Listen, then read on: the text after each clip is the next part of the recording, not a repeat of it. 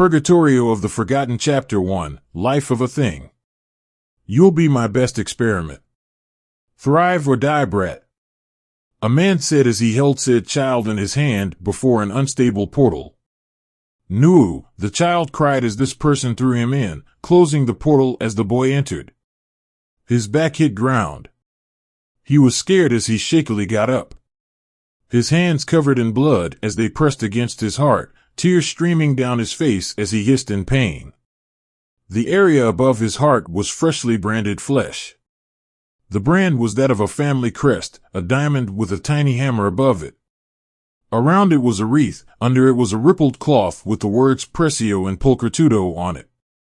"Where am I?" the child thought as he started to move slowly through a dark place with no light, forcing his body to adjust to see in the perpetual darkness. He wandered, ran, and hid from the ravenous beasts.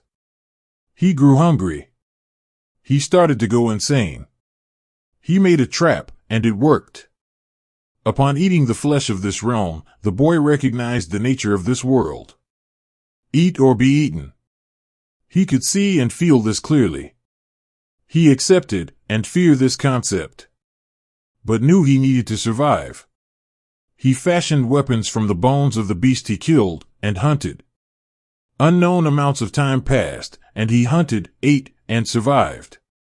I then had faced off against a creature that resembled a bear, but only the head. Eat or be eaten. I said as I grinned, black liquid pouring from my eyes as I prepared to fight. I shall devour everything.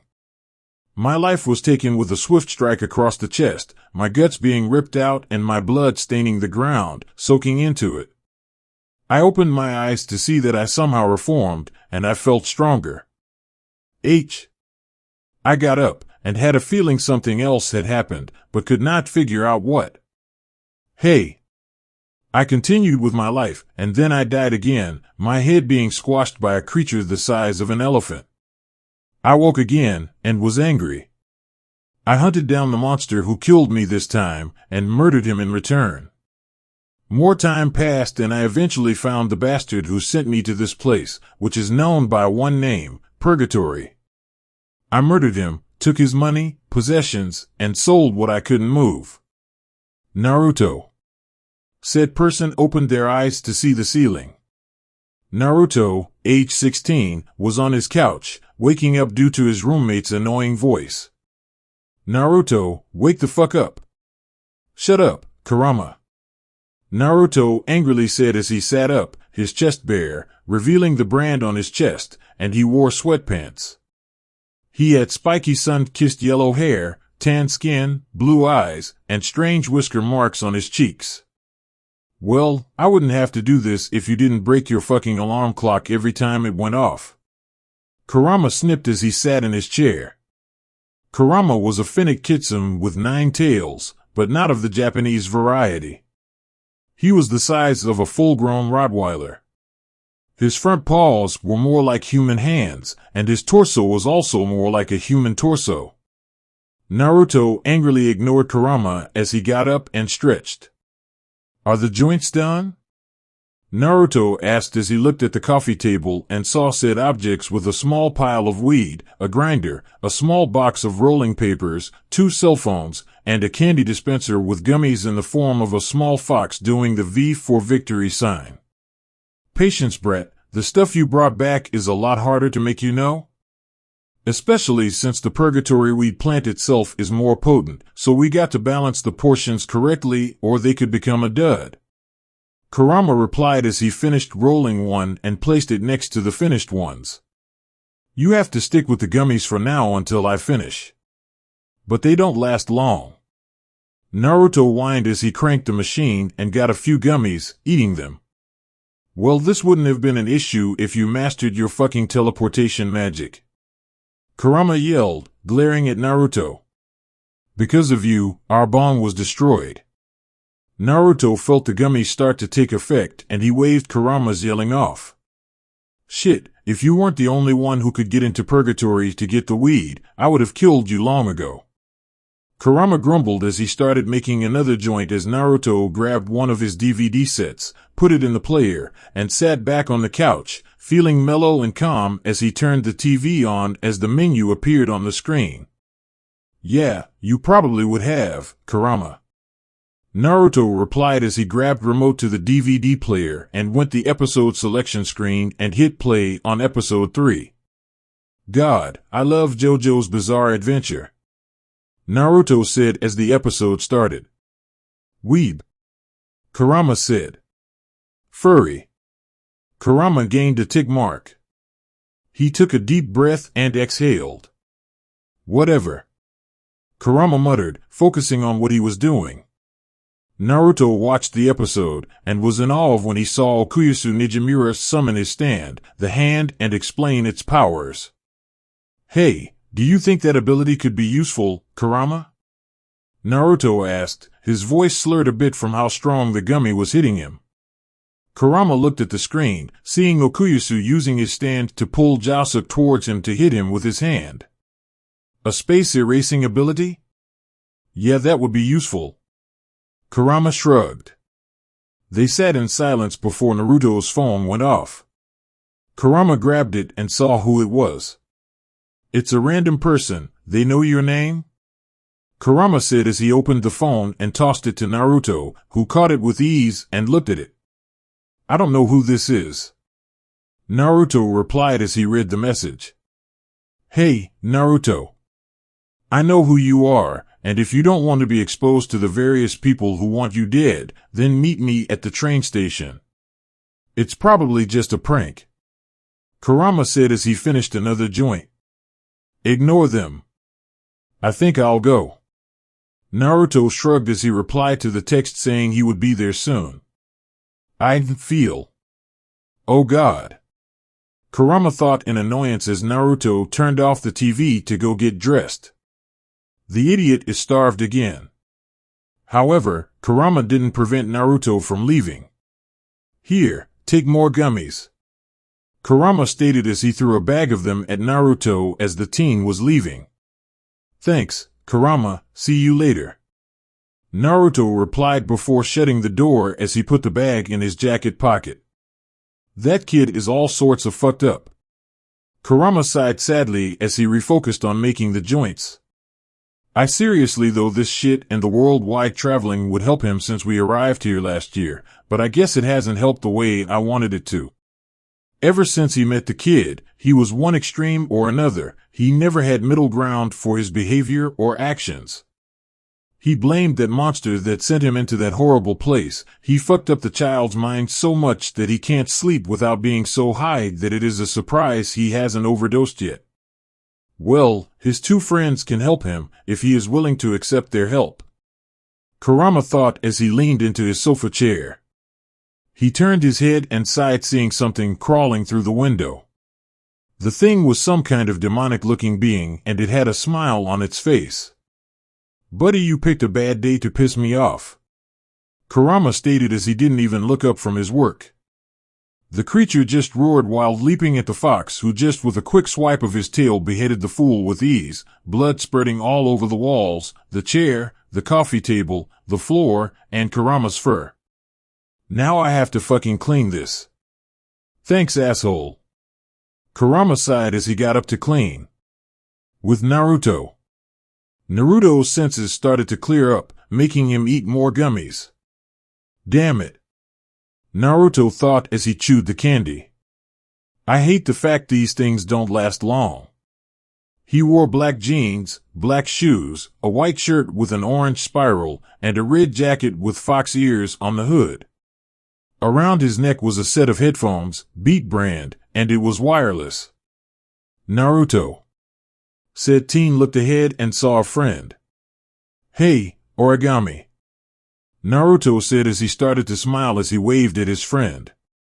Origami has blue eyes, short, silvery white hair arranged in a bob cut with 3 hair clips in the right part of her hair.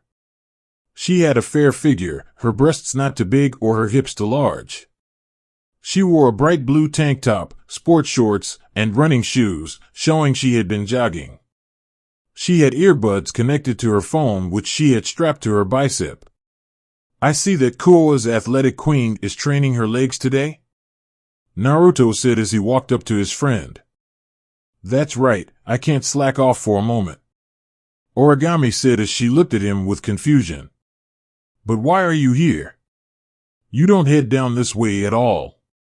I got a strange text message, and so I am being blackmailed into going to the train station, Naruto explained as he sat a bench. This is serious, you should call the police, Origami said with concern as she sat down next to him. Or I could go with you.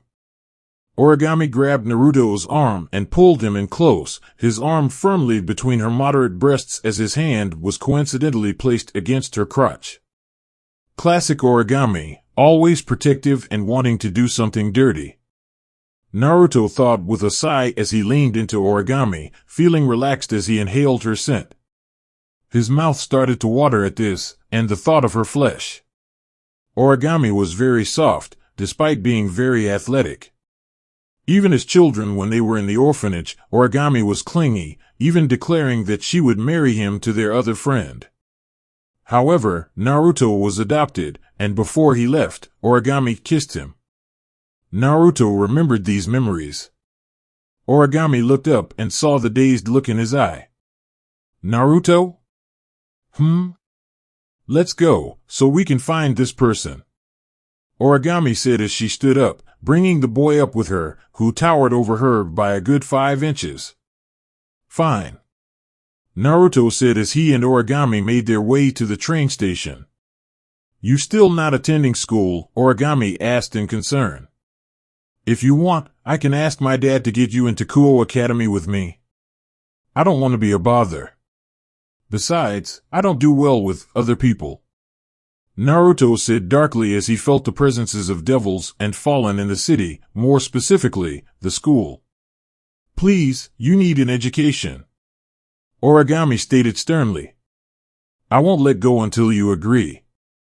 Naruto chuckled in irritation. Fine. Just don't make me sound desperate, Naruto responded. Okay, Origami said happily. They made more small chat before they arrived at the station. Okay, where's this person? Naruto asked as he and Origami looked around for another person looking for someone, aka Naruto. Maybe they are late? Origami said, offering a reason for why they could not find this person. Damn, look at that girl. I know, man, look at the rack on her. I would love to motorboat her. Forget that, look at that tight butt she got. Damn, would love to see her bounce. Naruto saw a brown hair girl walking his direction sucking on a lollipop. She had hair that went down to her neck on the sides while in the back it went a little deeper and nearing her back. The girl had dark red eyes and seemed to carry herself as someone with great confidence and being oblivious to the people around her. Her outfit of choice did make him swallow a little bit given how complimented of her figure it was.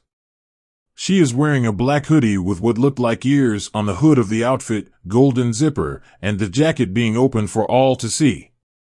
Underneath she is wearing a very tight-fitting sleeveless sweater that was red and black stripped, leaving her stomach adrift. Next, she is wearing black shorts that cover her ass and the upper part of her thighs, and that is it. On her feet she is wearing black combat boots. The girl was a bombshell for sure. He was guessing her breasts were easily on the range of D-cup at least. So, she was fairly busty compared to those around her, and he could see some of the girls his and her age were looking at her with lust and envy. The girl was looking around and smiled when she saw him and Origami, who had a look of recognition while Naruto was confused, before picking up her pace to get to them. Naruto, Origami, this woman said as she hugged the both of them. I am surprised he ran into you, Origami. I mean, I didn't tell you I was moving here yet, so this is a coincidence. It sure is, Frisk, Origami said as she hugged her friend back, while Naruto's eyes bugged out of his skull before he pushed himself out of Frisk's grip, confusing the two girls. Frisk? He asked in confusion as he pointed at her. No fucking way. The Frisk I know is a boy. Frisk blinked a few times before busting a gut and her lungs laughing with Origami. What is so funny? Naruto asked angrily as he ate some more gummies. I am Frisk, Naruto. Frisk said as she wiped a tear out of her eye. All of us were raised in St. Petr's Church in Italy. The three of us did everything together. Naruto was unable to respond. How? He thought as he looked back and forth between the two girls. You thought I was a boy, that is funny. Frisk admitted. But nope, I am a girl. I think we broke him. Origami chuckled as she saw the look in Naruto's eyes. Before anything else happened, Origami's phone went off. She opened her phone and read the text. I have to go. I wish I could stay. Origami apologized. Especially since we finally reunited after so long. I understand. Frisk said before she hugged her friend. You do anything sexual with Naruto, and I'll kill you, big tit demon. Origami whispered playfully. As if you could, little exorcist. Frisk retorted just as softly before they separated and Origami left Frisk with the stunned Naruto. I'll get a date later on, just the two of us, Naruto. Naruto nodded as he started to accept the fact Frisk was a girl. Yes. Origami thought happily as she left the station. Come on, Naruto, let's go to the mall. Frisk said as she took Naruto's arm in hers, making many of the other men there gasp in anger, many getting hit by their girlfriends/wives. Okay. Naruto responded as Frisk dragged him to the mall a few blocks away. Man, I really got to lay off the meds. What are you talking about, Naruto? Nothing, so Frisk what dash? Hey baby. Turning their heads, Frisk frowns and Naruto is annoyed seeing the rich students walking up to them. With their leader being a man with black hair and black eyes while having something akin to an asshole-like face. A devil. Naruto thought as he looked at the ringleader of this group. Why are you hanging out with this dumbass? Wouldn't you rather be with someone that can get you anything you want? The devil said as he tried to use magic subliminal messages to get Frisk to come with him. Frisk just turned to him unimpressed, letting Naruto go to wrap her arms under her breasts. I mean, come on baby, he put his arm around her shoulder, pulling her close. Me and my friends were going to shopping, so how about we buy you whatever you want, huh? He wiggled his eyes and was looking at her breasts without hesitation. No thanks. Frisk gently removed the man's arm from her shoulder. I'm here spending time with a friend and I personally don't waste time with dumbass. Naruto smirked in satisfaction at the look the devil and his goons had on their faces, especially the confusion the devil had. Most likely because his magic trick always works on weaker people. Naruto thought. Bitch, I was trying to play nice, but it looks like I have to show you your place. Devil said loudly, grabbing people's attention as he grabbed the back of her hoodie, but Naruto reacted quicker. He grabbed his wrist and without warning crushed it in his grip. Fucker. He turned to his friends, get this asshole. First one to take him down gets to plow this bitch's ass. Naruto felt his anger spiking but had to suppress it, so he got his hands out and waited for them. But Frisk walked in front of him, arm out to keep him from acting. Please, you losers aren't worth our time, but I'll play with you. She held her hands out with her fingers pointed out and waved them over. The boys hesitated, but they rushed her. Within seconds, Naruto saw something that, while terrifying, was pretty hot in his mind. Frisk single-handedly dispatched all the assholes in front of her as if it was children playing at the park. One boy threw a hook, but she quickly countered by knocking the strike down with one of her hands and then slamming her hand back into his chin, sending him flying backwards from the impact of the strike. Another came at her from behind, but she quickly pivoted on her heel and without waiting slammed her right fist into his stomach. The blow sent the man flying through the air and falling to the ground coughing for air. The last one, he just looked at her, and when she stepped, he fell over himself and ran away. What a bitch, all bark no bite. She looked at the black-haired teen. So, want to try me now, asshole? Bitch. I'll show you your place. He pulled out a human-made stun rod from his pockets and aimed it at Frisk, not risking to use any offensive magic or else he could ruin Frisk's body. He still wanted her body for his lust. Naruto, while annoyed he would resort to using a weapon, saw Frisk not even bothered by this.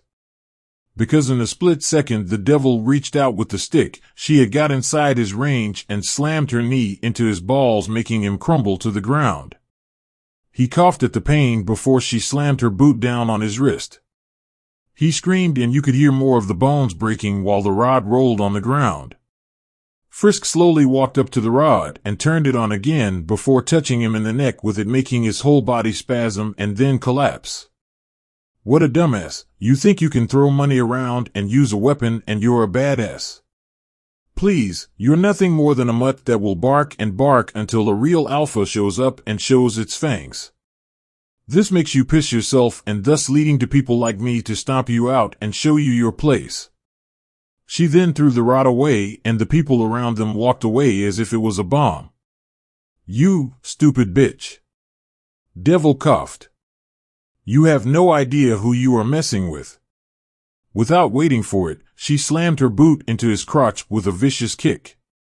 He screamed in pain, but she quickly brought her foot up and stomped on his balls, making him scream even more, and she smiled darkly. Correction, I don't think you know who you are messing with, Frisk said in a dark tone. The devil whimpered and one could see blood coming out of the front of his pants, making everyone shiver and walk away quickly from the scene. Frisk smiles and walks to Naruto and sees a blush on his face. Oh, is Naruto-kun turned on by an aggressive woman? She pushed her breasts into his chest while licking her lips. You know the collar is not for show. I really am submissive, but only to you. She licks his cheek and grabs his hand. Come on, we need to do some shopping. They walked a bit more and arrived at the mall, where Naruto and Frisk went through many stores and businesses to find Naruto's clothes. In the end, they managed to find him an outfit that Frisk wanted to see him wear. "And this, I'll be all over you for sure," Frisk said seductively as she was slightly pink in the cheeks. Naruto blushed slightly and agreed to the look. In this one he was wearing a white button-up shirt, black jacket with fur lining the collar, and black jeans. On his feet he had on a pair of black boots similar to Frisk, but unlike hers, his was with steel toes in them to do more damage and protect his feet from anything that might fall on them. You sure? These don't make me look stupid, he asked as he looked at a mirror. I think you look sexy, Frisk said, giggling at Naruto's red face become a scowl. Naruto soon collected his clothes and began his trek home alone, while Frisk, on the other hand, parted way with him and was currently walking back to her home. Frisk had pep in her step, a giant smile on her face, but lost it when she saw the same devil from earlier leaning against the wall. So, bitch, you think you got rid of me that easily, huh? Well, you didn't, so let me show you why no one gets away from me. He summoned an orb of magic and aimed it at her. Move and I'll fucking kill you and then go after your little friend. Frisk felt a tick mark grow on her head and she growled at the man. But if you do exactly as I say, I won't dash. He finds his right hand lighter for some reason. So, looking down, he is shocked to see his hand was gone and that he was holding a stump now. Wait, how did dash? The man felt something hit him and then nothing, as the was turned into nothing but dust from a white blast of energy. Coming out of the shadows, a white dragon skull with blue eyes was floating there. Behind it was a short skeleton man. The man in question was about 4 feet 0 inches and possibly childlike in shape, with him wearing pink slippers, a blue hoodie on his body, and a pair of black shorts. The skull had a glowing blue eye that was covered in some kind of aura in his left eye socket and a permanent grin on his face. Sans, that was not needed, Frisk stated in irritation as she looked at Sans. The man shrugged his shoulders, sending the skull away. Yeah, but you know that man had a big bone to pick with you, right? Sand said, a smirk on his face, waiting to see if she laughed at his skull joke. I could handle them. Frisk replied, not even missing a beat. Sand sighed. Look, kid, seeing how you fought him earlier and hearing what he had planned for you, I knew I had to do something. Especially since you are not allowed to do that in public. Sand said sternly as he looked up at Frisk, who was indeed taller than her. Frisk puffed her cheeks. Yeah, I know, but still he would have been easy to dispose of, along with his fucking family. Frisk growled and her eyes glowed again. That damn fool dared to threaten Naruto. Geez, calm down, you're going to have an ulcer if you don't. Sand stated as he winked at her. Trust me, lover boy would have been fine. How do you figure? Didn't you sense him? Frisk frowned and her eyebrows furrowed. Not really. Sand's grin grew bigger. Exactly. Sand said as he walked to her and grabbed her hand, dragging her to an alleyway. You can't sense it, because he has no presence. We are going home, now. Toriel won't be happy. Soon both were gone from the alleyway with no one knowing what happened but those that were close to Frisk. Meanwhile, with Naruto. So, the role's done? Kurama grunted as Naruto entered their home, carrying bags of clothing. Yeah, here is one for tonight. You need to try and not smoke as much. Naruto grunted. When I can fall asleep without having some horrendous nightmare, I will. Naruto gathered some magic into his finger and created a small ball of flame and lit the tip of the weed stick. He inhaled deeply and released the smoke into the air, feeling the relaxation hitting him a lot harder than the gummies did. Man, this shit is the best. I am so fucking happy I found that weed bush in Purgatory that is secluded. No one else but us can smoke this dank shit. Ain't that the truth? Kurama took one of the joints in his tail and without warning put it into his mouth and took a big inhale of it and held his breath for 10 seconds. So, how are the memories? He asked as he exhaled the smoke. You still have some gaps? Still fuzzy. I tell you, that place was a fucking mess, and what happened down there was even worse for the both of us. Naruto said while he took a deep inhale and sighed. Yeah, but at least we had the will and power to survive. Sure, we weren't unscathed, but who is, right? Kurama asked as he took another hit. Naruto grimaced. Of all the things that happened to him in that horrible place. Especially the curse that came with living down in that hell hole for so long. How many times did you die down there? Kurama asked, never having asked before today. In total? I think at least 524 times. I died by being killed while I was eaten alive at least 42 times. I tell you, nothing changes you more than having to cut your way out of a stomach while it is melting your skin and body continuously while you are healing from the damage at the same time. Naruto explained as he started to melt into the chair with Kurama in his sofa chair. True, Purgatory is a hellhole of the highest order. Kurama stated as he felt his body's sensitivity get enhanced. Purgatory. You talk to any supernatural being both in the underworld or even in the human world, they would tell you the place is a horrible place to stay. Hell was the place where sinners were sent. All races, including supernatural, had many branches to accommodate for all the different pantheons and religions that were around the world. Heaven, where Christian believers went, and then there were the different versions of heaven for the different religions. The underworld was where devils resided. The fallen resided in both the underworld and on earth. They were all separate dimensions, with layers to them. Purgatory, on the other hand, was a space in between them and the dimensional gap.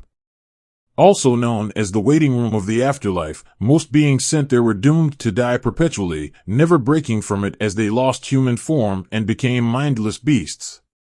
Think of it as the birthplace of the bogeyman and the place you would only send your worst enemies to if you really hated them to that point or were that much of a threat to you. Kurama was one such being thrown there. So, what happened when you arrived at the station? Kurama asked, wanting to know what happened while Naruto was gone. You smell like you had 2 women on you. Naruto turned red. None of your fucking business. Naruto replied as he took another hit. Fair enough. Kurama chuckled. They sat in silence as the sun started to set. Naruto got a text message from Origami. Naruto, I talked to my dad, and he said he will get you into Kuo Academy, so you need to come over tomorrow to help with the paperwork. Origami. Man, tomorrow is going to suck. Naruto exclaimed as he looked up at the ceiling with dread after he confirmed he would go over the next day. Then do a time skip. Kurama said questioningly. Fourth wall asshole. Naruto shouted. Hey, we transcends everything. Kurama replied calmly. Good point. Naruto retorted as he forgot what they were talking about as he fell silent. Skip, Monday, Kuo Academy. Kuo Academy students were staring in shock. 3 people walked onto campus almost on top of each other. Naruto, wearing the jacket Frisk bought him, was being held by Origami, the prodigy of the second years, and Frisk, who despite being new, having started attending the week prior, had a reputation of a bad girl. Hey asshole, who are you to hog all the hotties? Naruto looked up from his phone hearing this person yell and saw Origami narrow her eyes slightly while Frisk sighed. Great one of the perverted trio. She went back to her phone while taking out a new lollipop and started sucking and licking it sensually without knowing that it was turning on all the girls and boys around her, including the perverted boy in front of them, but the shaven teen just turned back to Naruto. You blonde pretty asshole. Naruto narrowed his eyes. Name's Naruto. Don't matter to me. Listen up, we have enough trouble with girls and competing with the others on campus.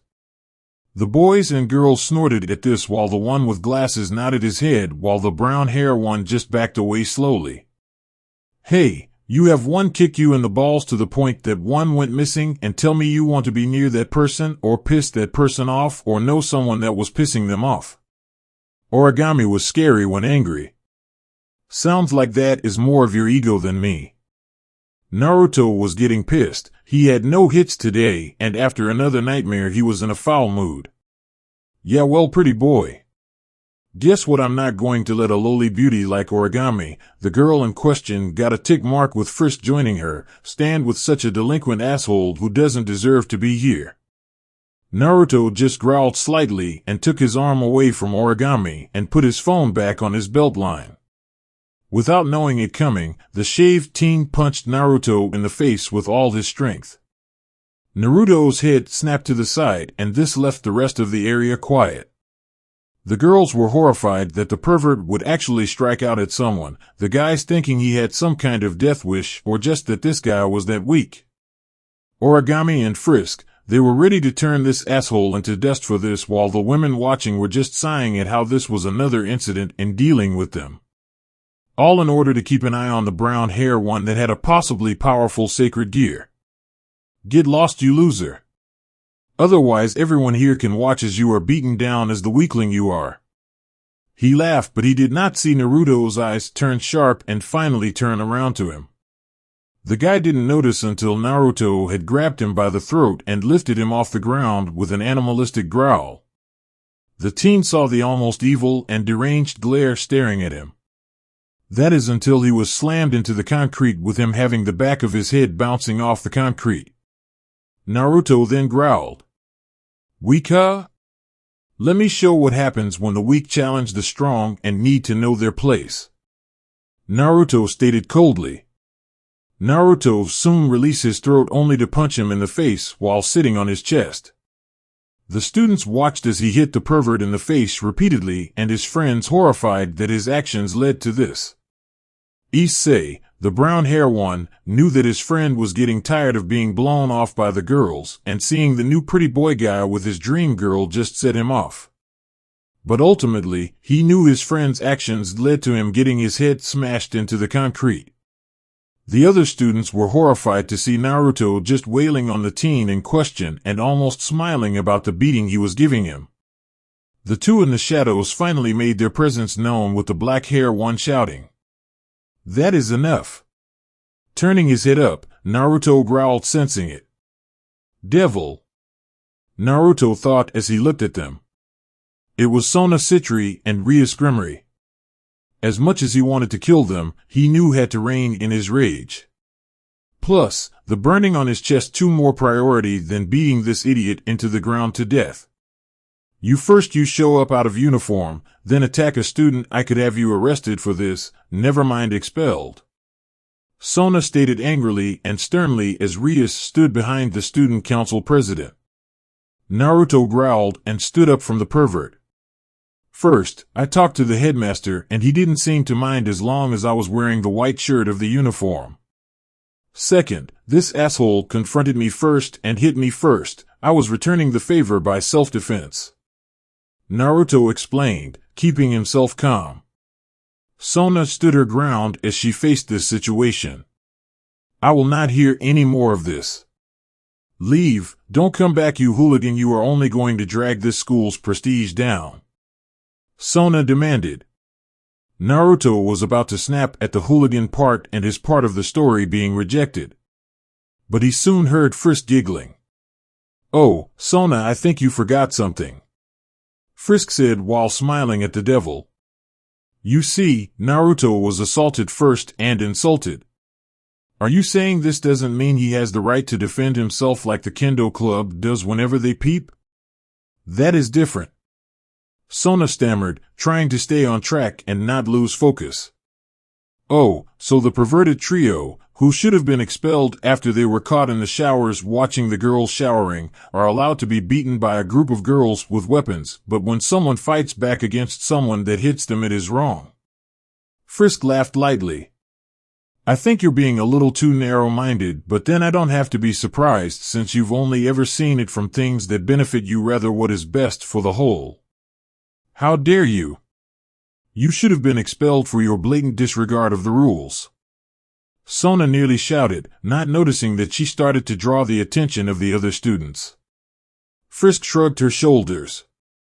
"I was given exemption, but if you have such a big problem with this and want to make a bigger issue of it than needed, then we can have the school investigated for all illicit or unfair, deplorable behavior. I mean, that would reveal the perverted trio and their activities leading to them being expelled and possibly filed as sex offenders, the Kendo Club disbanded and expelled for assault with a deadly weapon on campus, and you and your friend expelled for trying to cover this up." Frisk shows her phone. "Before you try anything else or threaten me, know I have some friends on speed dial, and with them, they can have this school shut down for this investigation." Origami sighed. "I agree, and I will support this, as well as I feel you're being unfair to Naruto-kun for this mess. Something that he didn't start." She walked up to both girls and revealed her cross earrings and whispering, "Plus, I could always report this back to the church and Yasaka and see what they have to say about this abuse of authority. After all, I think this is a violation of terms, no?" She smiled at them and walked away with her dusting off Naruto and cleaning the drool and blood off Naruto's hands. "Now then, I believe we shall be off." Sona was fuming as she ordered the students to go to class while glaring at Rias. "Recruit that pervert soon, or I promise I will." She stomped away, furious that she was being bullied into a corner and planning on confronting this matter immediately. Even if that means she has to talk to her sister, who appointed someone from the underworld as a headmaster of the school. Rias, the red hair girl, on the other hand, sighed. "This is going to be troublesome. Oh well, the fallen will act soon and I'll have a new loyal pawn." Turning her head, she started walking away and then turned to her another girl hidden in the shadows that was extremely busty and long black hair in a ponytail. "Akino, what do you know about the new transfer second year Naruto?" Rias asked her queen with sincerity, showing she wasn't in the mood for jokes. Akino hummed and thought before answering. Well, all I know is that he is a childhood friend of both Frisk and Origami, and his last name is Larridge. Akino said as she had remembered everything she knew. This caused Rias to freeze and look at her. Are you sure about that? Rias asked with wide eyes. Yes? Akino asked in confusion. Interesting, but he didn't feel like a devil. In fact, I couldn't sense a thing from him as a whole. Looking at the blonde walking away and popping something into his mouth. What is he? Skip. After introducing himself to the class and getting a free period, Naruto retreated to the bathroom and casted a locking and forgetting spell on the door. Walking up to the mirror. Fuck, it burns. He removed his jacket and unbuttoned his shirt before dropping it and his jacket to the floor. Damn mark. The brand upon his chest, which had been given to him by his father, was the family crest of the Larridge family, one of the 72 Devil Pillar families.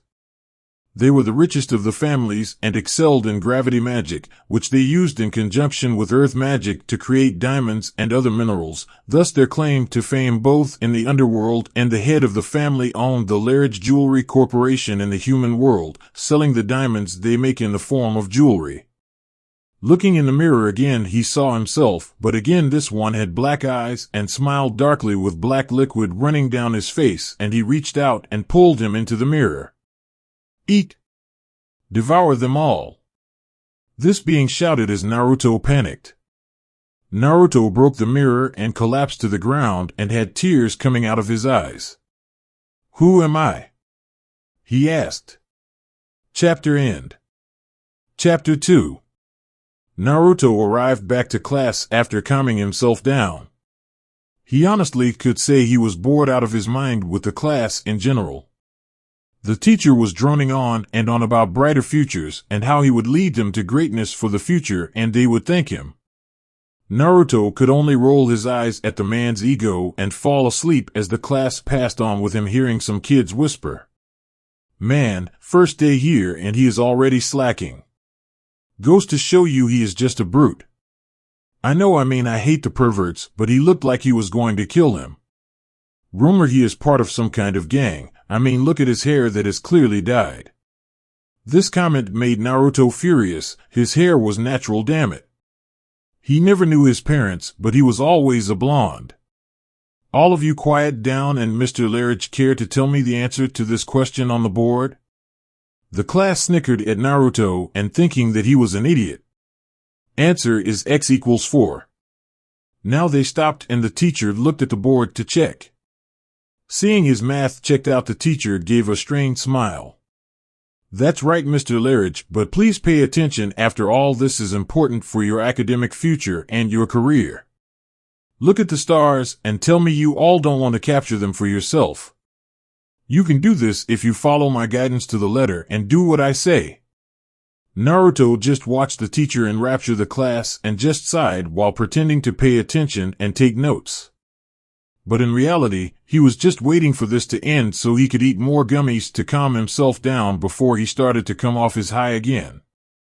An hour later and Naruto was out of the classroom and walking down the hall just wanting to get some fresh air. He absolutely hated school now, more so that it was stuff he learned while he was traveling with Kurama, but also because of the self-absorbed teachers. Oh my gosh, look, it's the ladies of Kuo. That too was annoying him. Looking through the crowd, he saw the red-haired devil from before standing there with a black-haired woman with an orange ribbon in her hair. Apparently, they were loved by the students for being more mature-looking and at the same time voluptuous. While he would admit they are impressive in their measurements, he finds they are too flaunting for his taste. Plus, they were devils, and it only made him want to rip them to shreds and smear their blood on the walls and crush their skulls in front of their admirers. Damn, he needed more gummies. So, popping up a canister he had on his person, he ate one of the gummies and felt his mood lessen, but he was still annoyed. He felt someone jump on his back and felt a pair of soft mounds touching his shoulder blades. A head lowered next to his neck. Guess who? I'm guessing some beautiful woman wanting me to sweep them off their feet. Ding, ding, big boy. He felt her soft lips touch his cheek and quickly maneuvered herself around his front. Naruto smiled at Frisk. So, done with your class now? Naruto sighed. Yeah, but honestly, they are all boring. I mean, that teacher only droned on about how important he was. It got a little tedious to listen to a windbag like that. Frisk giggled. Unfortunately, there are plenty of teachers and students like that, so you need to get used to this. Damn, how annoying. He then heard a cough behind them and they turned to see Rias smiling at the two. Hello, Mr. Larridge, it is a pleasure to greet you. My name is Rias Grimmery, and this is my friend Akino Himejima.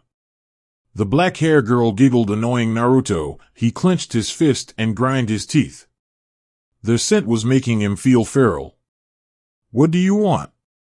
Rias was taken back by the rude boy but one teen. Hey, who the hell are you to talk to them like that, asshole?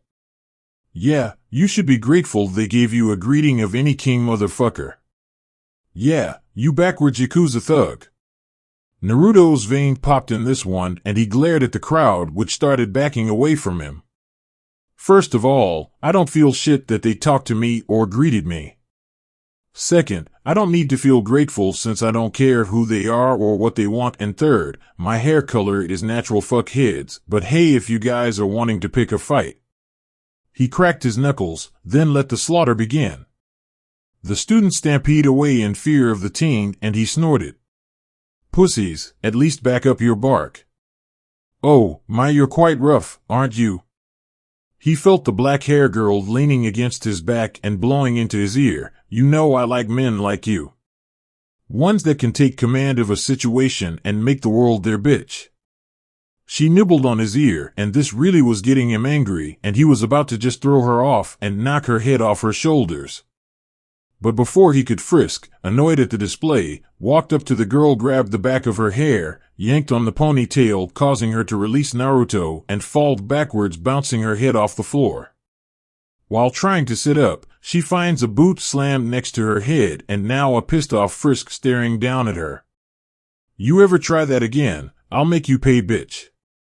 She started flaring a small aura around her and whispered where only the two of them could hear, he is mine. I won't let anyone take from me. After all, her eyes turned red for a second. There is no one that is more dangerous when provoked than me. She picked her foot up and dusted off her skirt before walking up to Naruto. She took his right arm between her breasts and dragged him away while shooting a glare at the girls, daring them to follow. Akino, standing up, rubbed the back of her head and pouted. I wanted to see if I was going to get a reaction out of him. Enough, Akino. Rias stared at the girl. Did you sense that with Frisk? Akino giggled. Oh yes, I could sense the power welling up inside of her. I dare say she might be close to high-class monster level given what I could tell. She is very controlling and dangerous if we started going after her friends, so we might just try to recruit without him around. Indeed, she might be one we need to win. Rias smirked and walked away, knowing Sona would be angry, but she was sure that she gets over it when she sees they are under her command and helping her to end her marriage to Riser Phoenix. Student Council Room. Sona was wrapping her fingers against her desk waiting for her video call to the underworld to be answered, but she is taking her sweet time to answer. Normally she would think twice before calling her sister about anything, but given the circumstances and the teen's last name, she needed to make sure this is something that doesn't interfere in her control of the territory. If it doesn't, then she would dispose of the boy at her discretion and make sure the girls knew better. Esotan. Sona sighed and saw her sister on the screen wearing her magical girl outfit and her bright smile looking at her. Hello, Nasan. I need a favor, dash. Yes. Whatever you need, just ask Sotan. Sona rubbed her head. She was going to need some aspirin after this. Do you know any devil from the Larich family that is currently in the area, or someone with connections to the family that might have entered Japan or Kuo recently? Seraphal raised an eyebrow at the question and shook her head. No, is there someone there from the clan? You know I can talk to them, but if they have business there, then there is nothing that I can do. You know how the Satans feel about messing with them in particular. Sona nodded her head. Who didn't know?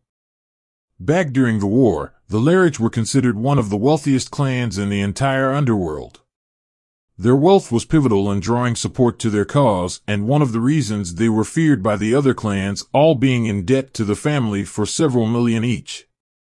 Plus, the Satans owe the clan big for their support in the war, so it'd be wrong to try and muscle them or do anything to them, especially since the leader of the clan, Lady Larich, is feared by even Zekrom for her temper and rage. Apparently, something major happened to her husband during the time of the Civil War. Zekrom was involved, and now he was fearful of her. More so, her rage was legendary and one of the reasons that the underworld either answered to the Satans, Zekrom, or Larich in the whole. Plus, their gravity magic, if used properly, was terrifying, making it perfect for their money-making and for dealing with the enemies. Well, there is a teen that just enrolled that is the rudest and most crass I have ever seen. He calls himself Naruto Larich. He is not a devil from what I can sense, and I wanted to see if you knew about anything related to this boy. If not, then I will dispose of him in my territory and make sure order is preserved in the school. Seraphol was confused now. A human teen running around with this name? It was not possible, given only those born into the Larich family have it, and as far as she knew, none of them mated with a human or had human children. Maybe there was a bastard or two somewhere, but they were all cared by the family as they were tight-knit. To hear that there is one out there makes her wonder. Could he be the one from the reports? Tapping her desk, she sees her sister with the cogs turning about getting rid of the teen. As much as she wanted to let her sister do what she wanted, this is not going to be one of those cases. If this kid was the same person that they are looking for, then they have questions for him, and it'd be best to not tip their hand until they are 100% sure. Sotan, for now, leave the teen alone. I have some things I need to talk to the Larichs about, and if things work out, they will deal with this matter. Sona glared. He made a mockery of our school and treated me as if I'm below him. I won't let this slander stand. Seraphol whispered. Are you questioning my orders, Sona? Hearing her name from her sister made her realize she overstepped her boundaries. Her eyes were narrowed and Seraphol looked genuinely angry. I know that I spoil you, Sona, and I know our parents care for you. But don't think for 1 minute you can get away defying a direct order from your sister and a Satan. I said I will look into this, and that is that. You are to leave the teen alone until we can confirm information about this child in particular. Is that clear? Sona gritted her teeth. Yes, Leviathan-sama. Seraphol nodded. Good, I'll be calling Rias and letting her know the same thing applies to her, and if that doesn't work, then Surzek can send Grafia to keep you both in line. Seraphol waved to her sister and the video ended, leaving Sona angry. Damn you, Naruto. Underworld. Seraphol tapped her desk in thought after she hung up. This is going to be a small endeavor. Seraphol thought as she sighed while she stood up. Surzex, I'm going out. Seraphol called out as she left the office. My paperwork is done. Okay. Surzex replied from his office, but he then looked at his own and cried. His seemed to double with his wife smacking the back of his head to focus. It's funny that Ajuka is never here, and when Falbium is, he is sleeping. Seraphol thought with a small smile as she thought of her fellow Satans while she left. She also had to remember to talk to Surzek about her thoughts on the matter at hand and to make sure Rias does not come near the teen either. The man like her loved his sibling, but in these matters he would know to keep her in line. Where did today, Lady Leviathan? A servant asked as Seraphol arrived at the door. To the Larich mansion. Seraphol replied. The man's eyes widened. Okay. He replied as he pulled out a grimoire and activated the teleporting circle to the Larich family.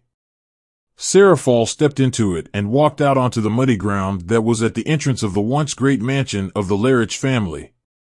Keyword being once. The beautiful mansion was now partially in ruins, and the greenery and shrubbery took over the grounds. The family crest with their motto Precio and Purgatorio under the gargoyles on the roof.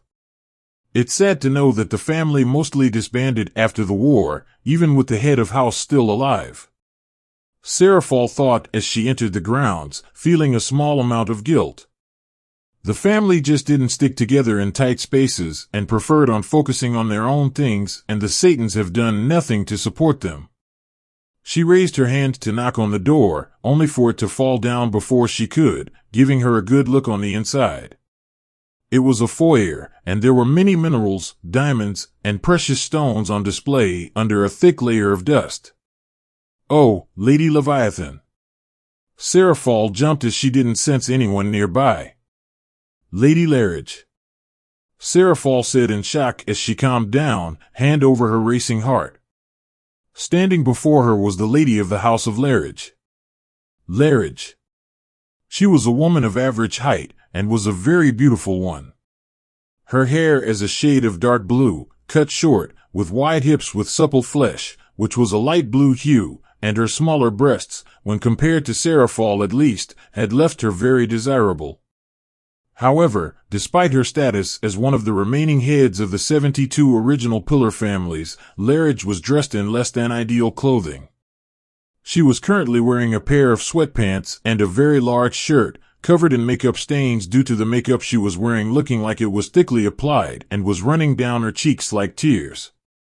In her hand was a pipe that had a small rose-colored, side-shaped pipe in her hand, which she was currently smoking tobacco out of. "Lady Larridge," Serafall said with respect as she summoned a file. "I have some questions concerning your missing nephew." Larridge's eyes narrowed before she exhaled the smoke from her mouth. "Okay, I guess I can spare some time for this," she stated as she turned and started to walk up a set of dilapidated stairs. "My company won't run itself, so make sure the questions are quick." Kuo, hours later. Naruto is relaxing by the gate and sighed. Honestly, he was bored. The day had passed by so damn slow, and all he wanted to do was go home and smoke, given Kurama got most of his roles done, and now they could smoke at least 2 blunts for the day. But he promised Frisk to wait for her after school, and Origami no doubt would be following, so he had to sit here after listening to the annoying teacher. Kurama was not as boring as these assholes were about lessons, and at least he made it fun and creative to learn. Naruto-kun. Turning as he saw Origami. "Hey, where's Frisk?" Origami twitched. It would seem that the ORC wanted to talk to her about something. Possibly bring her into their club. Naruto frowned. "Oh?" Origami waved it off. "I wouldn't worry, Frisk won't join, and honestly, I'd be surprised if she did give her rebellious spirit." Origami gave a small smile, but since she is not here, she quickly took his arm into her own. "We can go on that date you promised me." Naruto groaned. "I was really wanting to go home."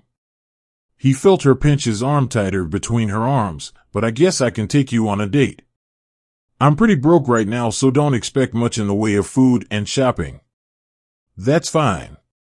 She pulled out a blue card from her bag. "My Tusan gave me this and told me to use it whenever something like this comes up, or emergencies, I think it was." Origami shrugged her shoulders and Naruto just sweat dropped. "I don't think dates count for the use of that card." Before he could protest, he was dragged away by Origami with his feet skidding on the ground and a blank expression on his face. "Huh, surprisingly strong to drag me like this. Must have been working out." While this is going on, Frisk is in the ORC room and she was annoyed. In this room she was staring down Rias Grimmery, with Akino behind her, who already put herself on her shit list for trying to flirt and sexually advance on Naruto. She was the only one allowed to do that. Well, Origami is blunter about it, but she is not as sexy and seductive as her, damn it. In a corner of the room was a blonde-haired pretty boy teen named Kiba, and on the other couch was a lowly white-haired girl with gold eyes eating sweets named Kaneko. Together they were one of the centers of attentions in this school and considered the hot-button topic for everyone that wanted to be in the popular circle. Frisk, first I would like to thank you for coming here today. What do you want? Frisk glared at her, and Rias was taken back. You brought me here when I was supposed to meet Naruto-kun after classes? So, can you just get to the point of me being here? Rias coughed. Yes, as you are aware, we have an understanding you're more than just some human, so we can stop beating around the issue. Frisk growled. What I am is no one's fucking concern, and not yours in the least. Oh, I disagree. She flared her wings out of her back, and the others in the room did as well. You see, you're in my territory, meaning if you want to stay here you have to explain your reason for being here. I don't have to tell you shit. I was allowed to move here on the will of the ruler of Kyoto. From what SHE told me, the territory is a lease, and if you violate this lease then the Shinto pantheon will send you packing or have your heads mounted on our wall.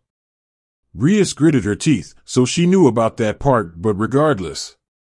I would consider joining Frisk. I mean, think of the danger you put yourself and Naruto-kun with you having no real dash. The table broke and her aura flared to life. The room started sweating and the floor cracking and breaking underneath them. Do you want to fucking die, bitch? The teens in the room saw horns growing out of her head, her red eyes glowing and growing more intense, her fingers sharpening, and her body paling a bit. I promise you, if you dare to fucking come near Naruto-kun or myself with some intention again, I'll fucking end you on the spot. See that I don't. Your brother might be Lucifer, but that means shit to me, got it? With that, Frisk activates her magic and flashes out of the room and appears near the gate, leaving the devils stunned and annoyed.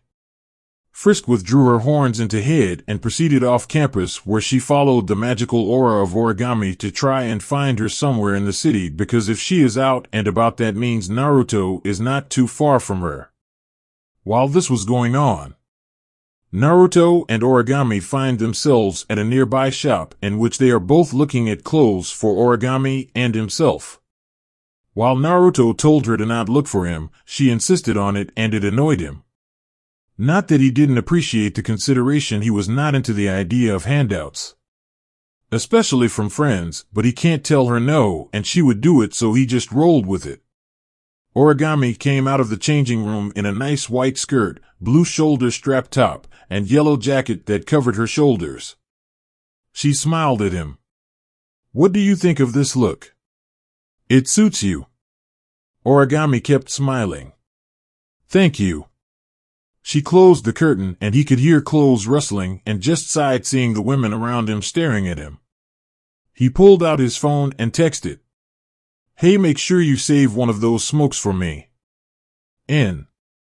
No promises, dumbass. By the way, where are you? K. With Origami, she insisted on taking me shopping for our date. N. Moving fast, are we? Maybe you'll get to put your friend through her paces? K. You're perverted as fuck, you know that? N. Don't knock it until you try it. K. Look, just have one of the smokes for me ready, and if she comes back with me just hide the shit. The last thing I need is to explain to her that I'm a weed addict, okay? N. Yeah, got it. Don't worry, I'm moving the stuff into your room. Which, speaking of, are you ever going to use the damn place? K. IDKN. Fucking pothead. K. Tie, TML. N.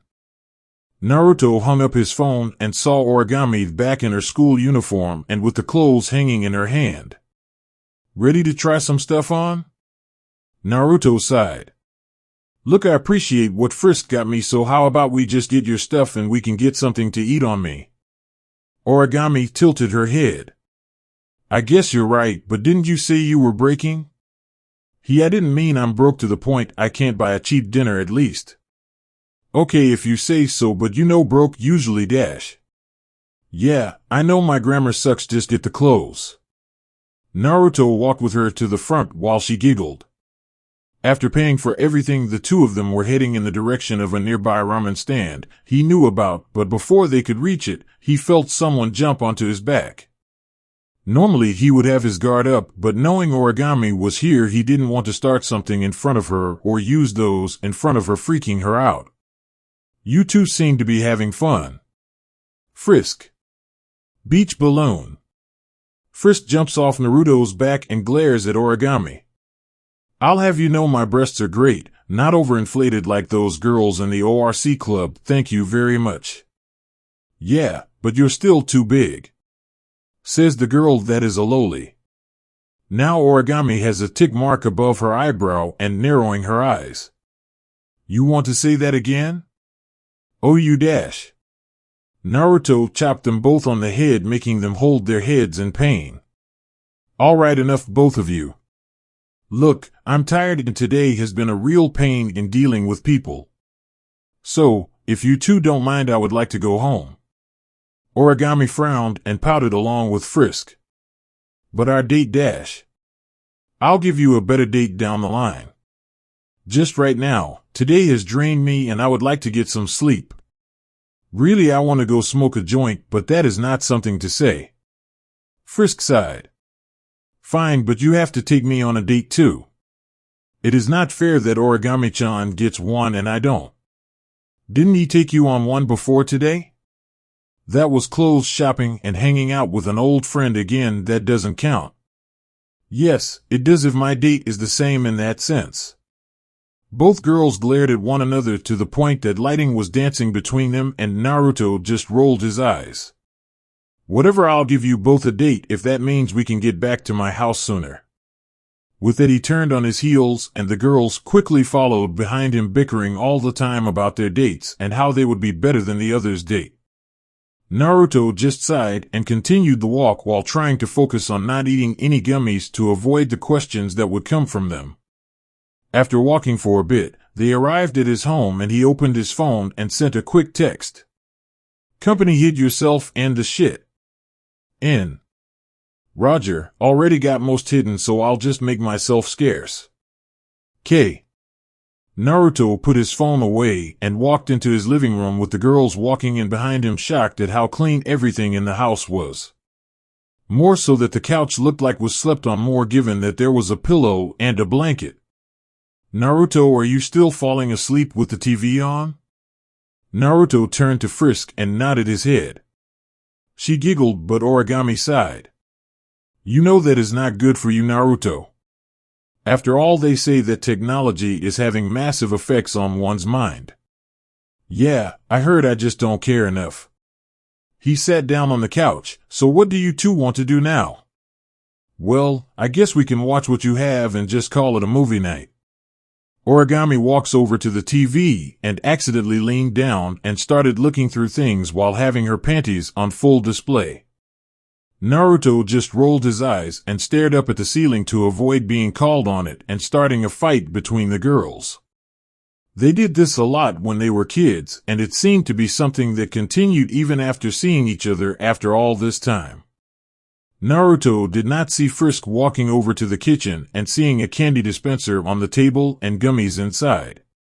She smiled. She was sure he wouldn't mind him taking some of his candy. So quickly she took some of the gummies out of the machine and pocketed them for the walk home. Found one. She pulled out a DVD set and it showed the title of the show is In Another World with My Smartphone. You actually like this series? Yeah, I mean, it is nothing like One Punch Man or other shows about OP characters, but I don't mind. More that it is meant more of a comedy-style version of that idea, and while cheap at times for his powers, it is still a fun watch. Plus, it is the only one, as I'm aware, or at least one of very few, that acknowledges the idea of a harem and making it something that is going to happen down the line in the series. I gotta admire that as the goal of the series. Never thought of it that way. Well, let's give it a watch. She quickly popped out his JoJo Diamond is Unbreakable, which he noted on the disc given he was on the battles that introduced the main baddie, and put the new disc in. After handing him the remote, he turned on the TV and started up the player while Origami took a seat next to him and quickly put his hand on her lap and pulled herself close to him. Frisk was bolder and laid down on his lap. I'm tired. Naruto sighed and just ignored the odd sensation and hoping that he does not get an erection from this position. They had gotten to the point in the show where they introduced the princess when Naruto saw the time on his wall and it was about 9. Shit, you girls might want to head home now, it is getting late. Frisk pouted and so did Origami. While Origami's father was kinda flaky at points, he was still concerned about her and would want to know where she has been. While dating was not against the teaching of the church, she startled the line of what was appropriate and what could get her expelled when it comes to Naruto. Frisk, on the other hand, knew that her mother would have 1,000,001 questions, while Sand somehow would know where she was and what happened. Seriously, she didn't know how that asshole just seemed to know everything, but it always annoyed her. After both girls gave him a kiss on the cheek goodnight, agreeing that on the lips is for dates only in the way women did, they left Naruto never knowing that Frisk shared some of the candy from his dispenser on the way home with Origami. Naruto shut his door and whistled. Kurama appeared out of his room and stretched. "You got a comfy bed, might want to use it, might make it easier to sleep." Looking at the show he is watching, he snorted, "Can't believe the girls watch this." This coming from the fox that watched Spice and a Wolf 10 times and has a hard-on for the main female character. "Hey, asshole, that is different." "Sure, it is. You want to have little wolf/fox puppies with Hollow? Fuck you." "I'm flattered." The fox growled before huffing. He entered the kitchen and noticed the candy dispenser. "Hey brat, did you eat any of the candy in this dispenser?" Naruto looked up from removing the disc from the player. "No, why? Did you eat some of it?" "No, but someone took a bit from it." "How can you be sure, Kurama?" "Dumbass, I know the exact amount that was in this machine a few hours ago. I'm telling you, some of it missing." Naruto scratched his head and went stiff. "Frisk, she was in the kitchen a while ago and then came out." "Fuck, Frisk has some of the candy." "Well shit, this is going to be fun explaining to her family if they come around asking why she is high as a kite. Damn it, I better go dash." "And do what?" Kurama looked at him with a serious expression. "Tell them that you a weed addict?" "You and I know it, Kit, that they probably already ate the candy and there is nothing you can do to stop the affects. Luckily, it was just the gummies, so the affects shouldn't last too long." Still, Naruto looked at the door in guilt. He never wanted his friends to find out about his dirty habit. But now their family will, and he was worried this meant they would never talk to him again, or that their family might forbid them from speaking to him at school. He was not sure he could stand that. "Kit, look, just deal with it tomorrow. There is nothing you can do now. The damage is done, and they most likely will be snippy tomorrow." "Yeah."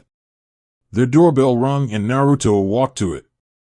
"Now who the fuck is bothering me at this hour?" He looked through the peephole and saw some guy in a white priest uniform with a black cape. "Damn Bible salesman, I didn't think they exist in Japan, but it looks like they do." Opening the door, "Look, I'm not interested dash." Bang. Chapter end. Chapter 3. Oh, what a pathetic heathen.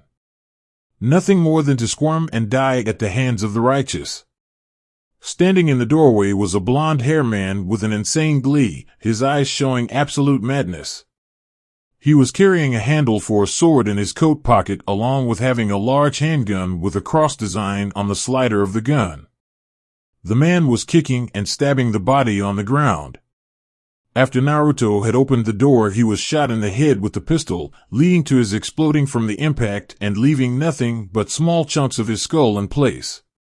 From this point, his body was dripping blood all over the carpet until he was spurting even more blood out of his body thanks to him being pierced by the light sword he had pulled out. Ultimately, Naruto's body was in horrible shape and he was just taunting him. After all, anyone that dares to associate with that whore from the church in his eyes has to be up to nothing but trouble for him in the long run. He was ordered by the Fallen to monitor the exorcist in the city while they were monitoring the boy with the sacred gear and prepare for when another sacred gear user would arrive in the city. Turning his head, the man saw a fox sitting in the kitchen now, with it just staring at him in boredom. Oh, what's this? A filthy demon pets. I guess I should dash. Hey Naruto, don't make more of a mess. It is a pain in the ass to clean up blood and guts all over the floor. Huh? Fried looked behind him to see if he was talking to someone else he had not seen in the house, but that would prove to be a fatal mistake. He felt something poking through his back and through his chest. Looking down, he saw a hand piercing his body and that it was holding what he thinks was his heart, or at least one of his lungs.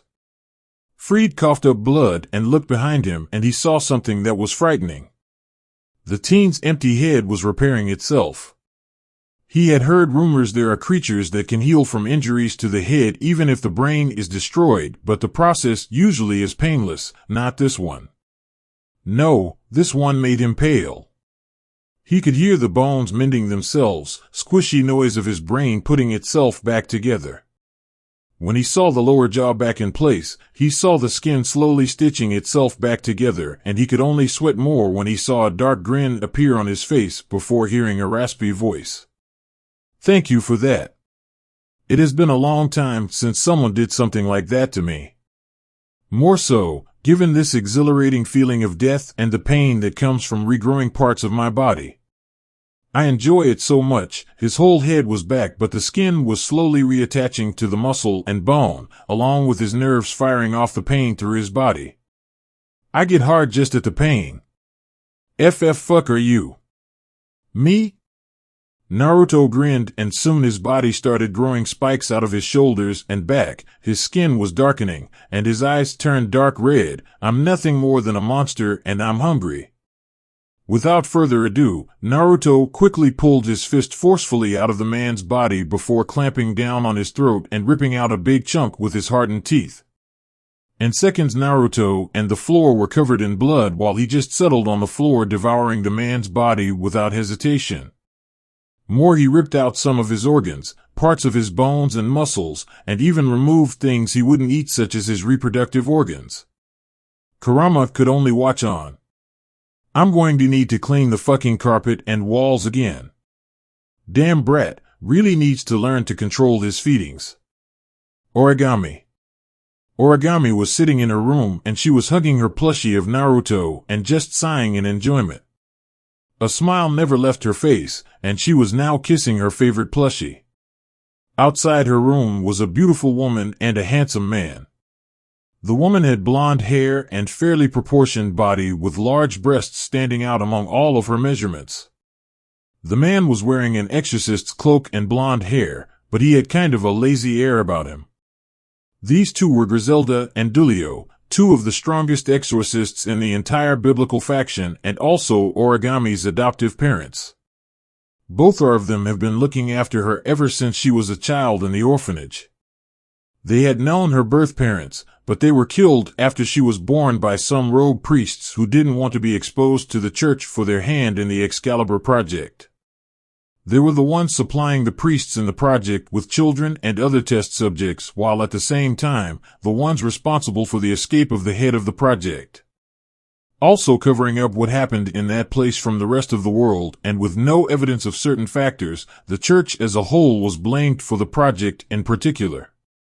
After Origami's parents died, exposing this information to the rest of the church, both wanted to do right by their old friends, so they took their daughter in as their own.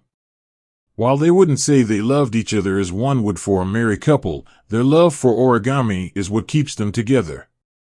But right now, they were more concerned with her change in behavior.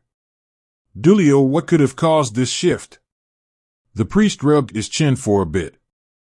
Maybe, that boy she is talking to, what was it again? Naruto? She glared at Dulio. Naruto is his name. You should remember it, given that he was in the same orphanage as Origami before we came. Oh right, he smacked his head. Well, maybe he had something in his house that he was hiding from her, and without knowing she took it.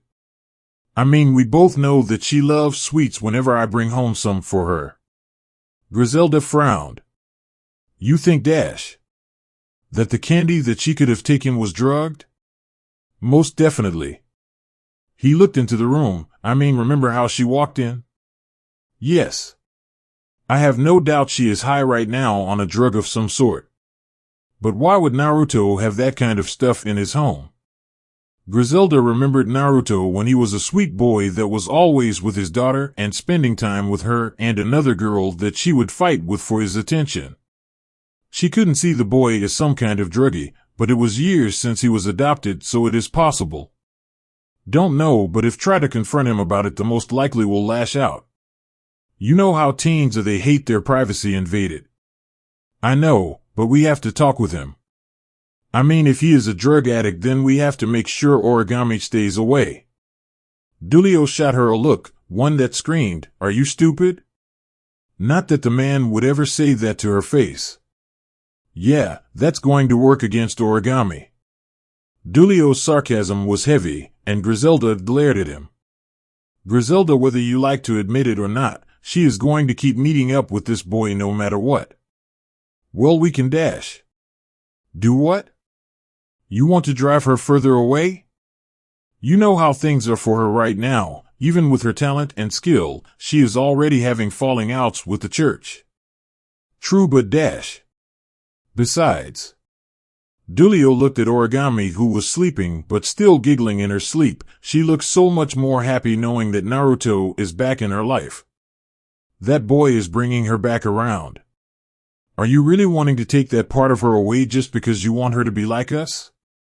He put his hand on her shoulders and hugged her tightly, feeling her stiff against his body. Whether we like it or not, she is her own person, and if she doesn't want to be like us and more like her parents, then we have to respect that. Griselda looked at Dulio and then pushed her head into his chest, crying small tears. She knew he was right, but another part of her knew that there is more fear of her leaving the church and word getting out about it. More so, if they find out about that. Only a handful of people know about it, and she was more concerned about that coming out for all to see.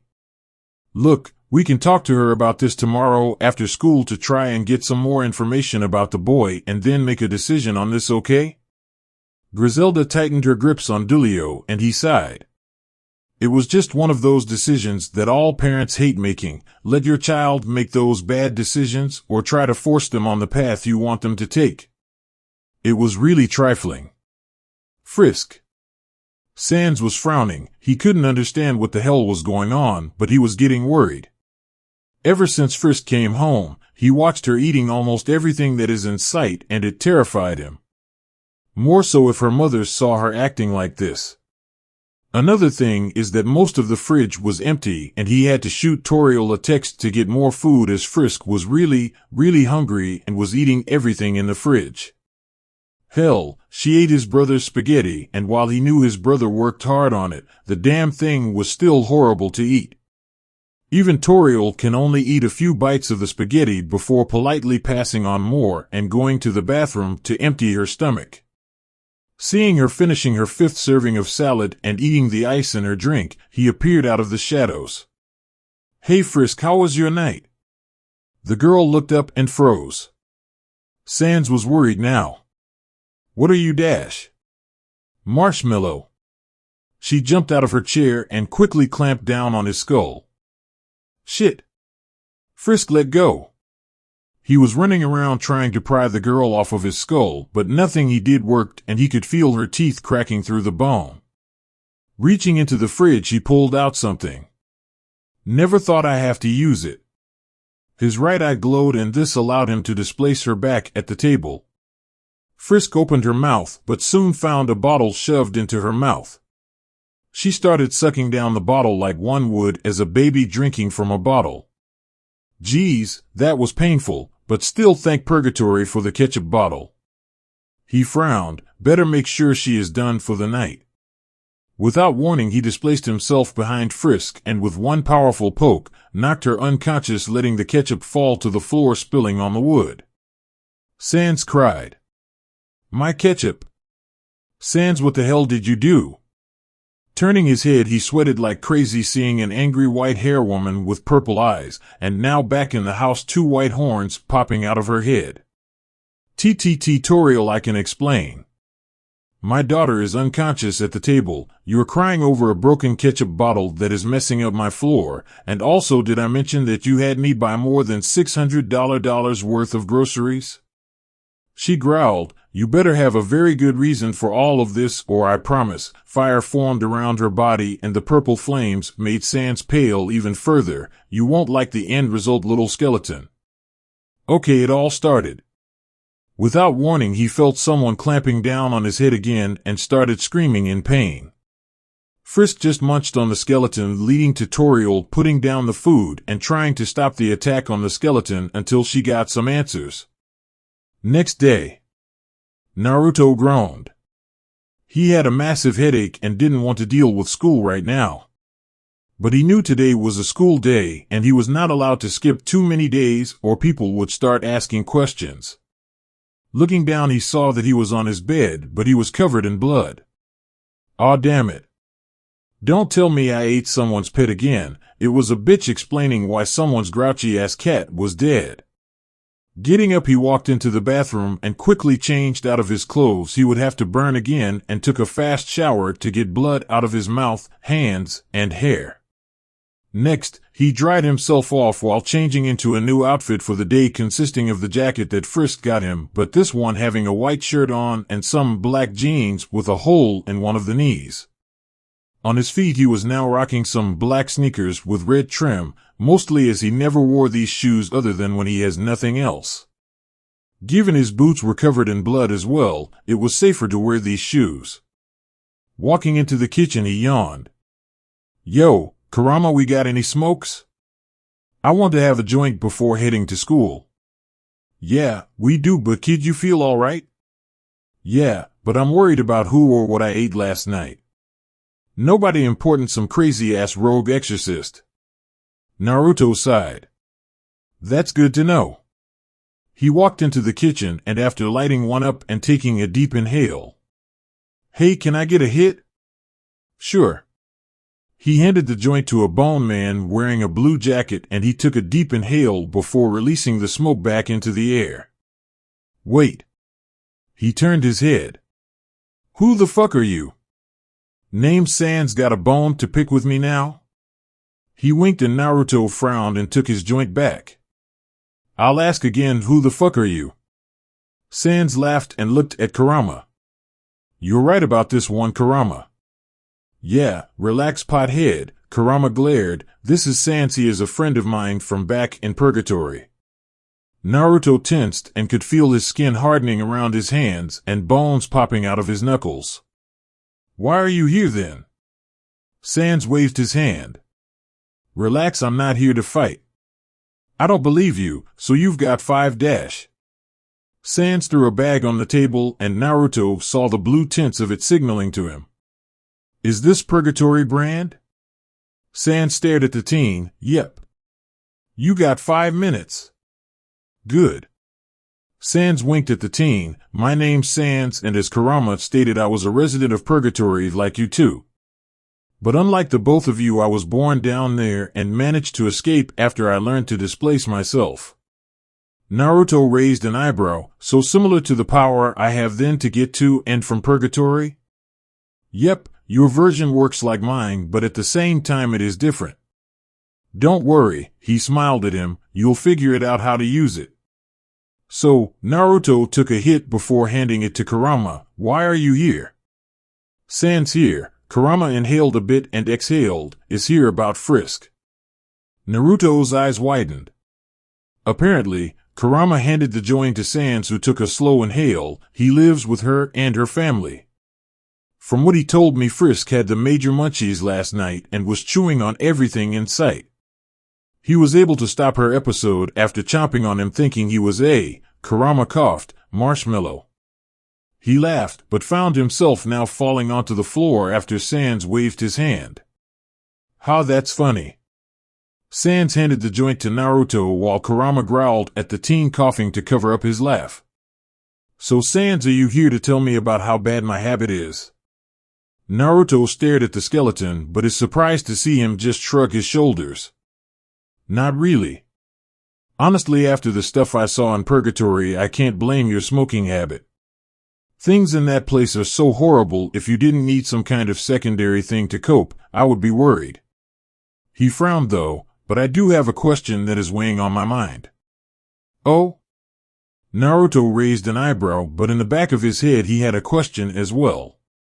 One he wanted to ask, but knows it is not his place to ask Sans but Frisk. How are you so strong? Come again? Sans sighed. Look, most monsters in Purgatorio are dangerous and powerful in their own way, but they are all too stupid to learn to control their powers in creative ways. You, on the other hand, he stared at the teen with now his right eye glowing, your power is off the charts compared to them. I would hesitate that you are as strong as me, but something is still off. You can't tell how I'm alive? Sans raised an eyebrow. It is not an uncommon question. Naruto sighed. To be honest, I don't know myself. Technically, I'm dead, but at the same time, I'm still able to move around and be a person in all the same ways.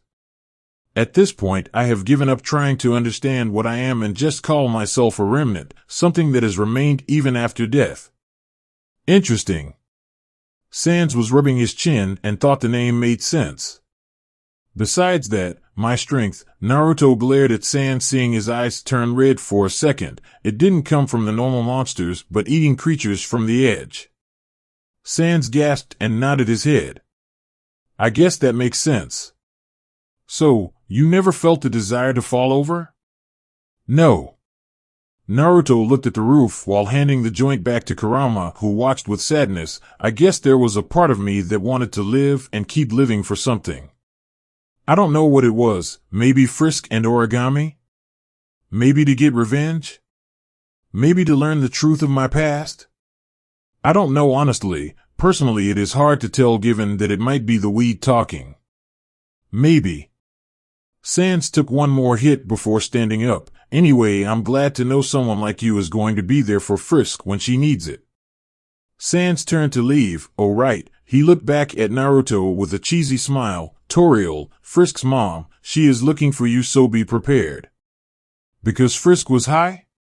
Sans laughed. Yeah, but try and give you a mother talk, so be ready.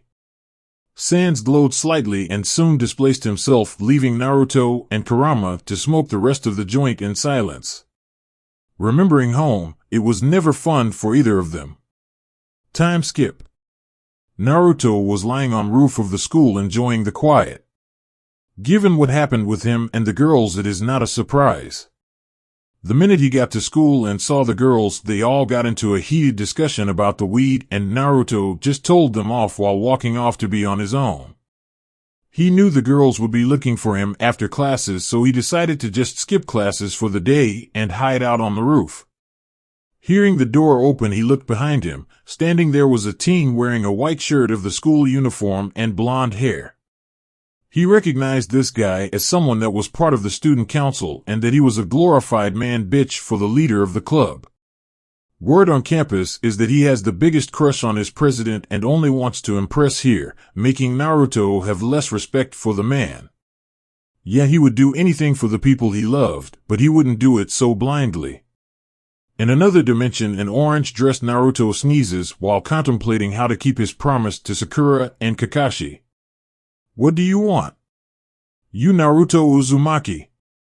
Naruto rubbed his ears and glared. Yeah, I'm here, no need to shout, idiot. Don't talk back to me, scum. You have been a thorn in my president's side, and now I find you skipping classes.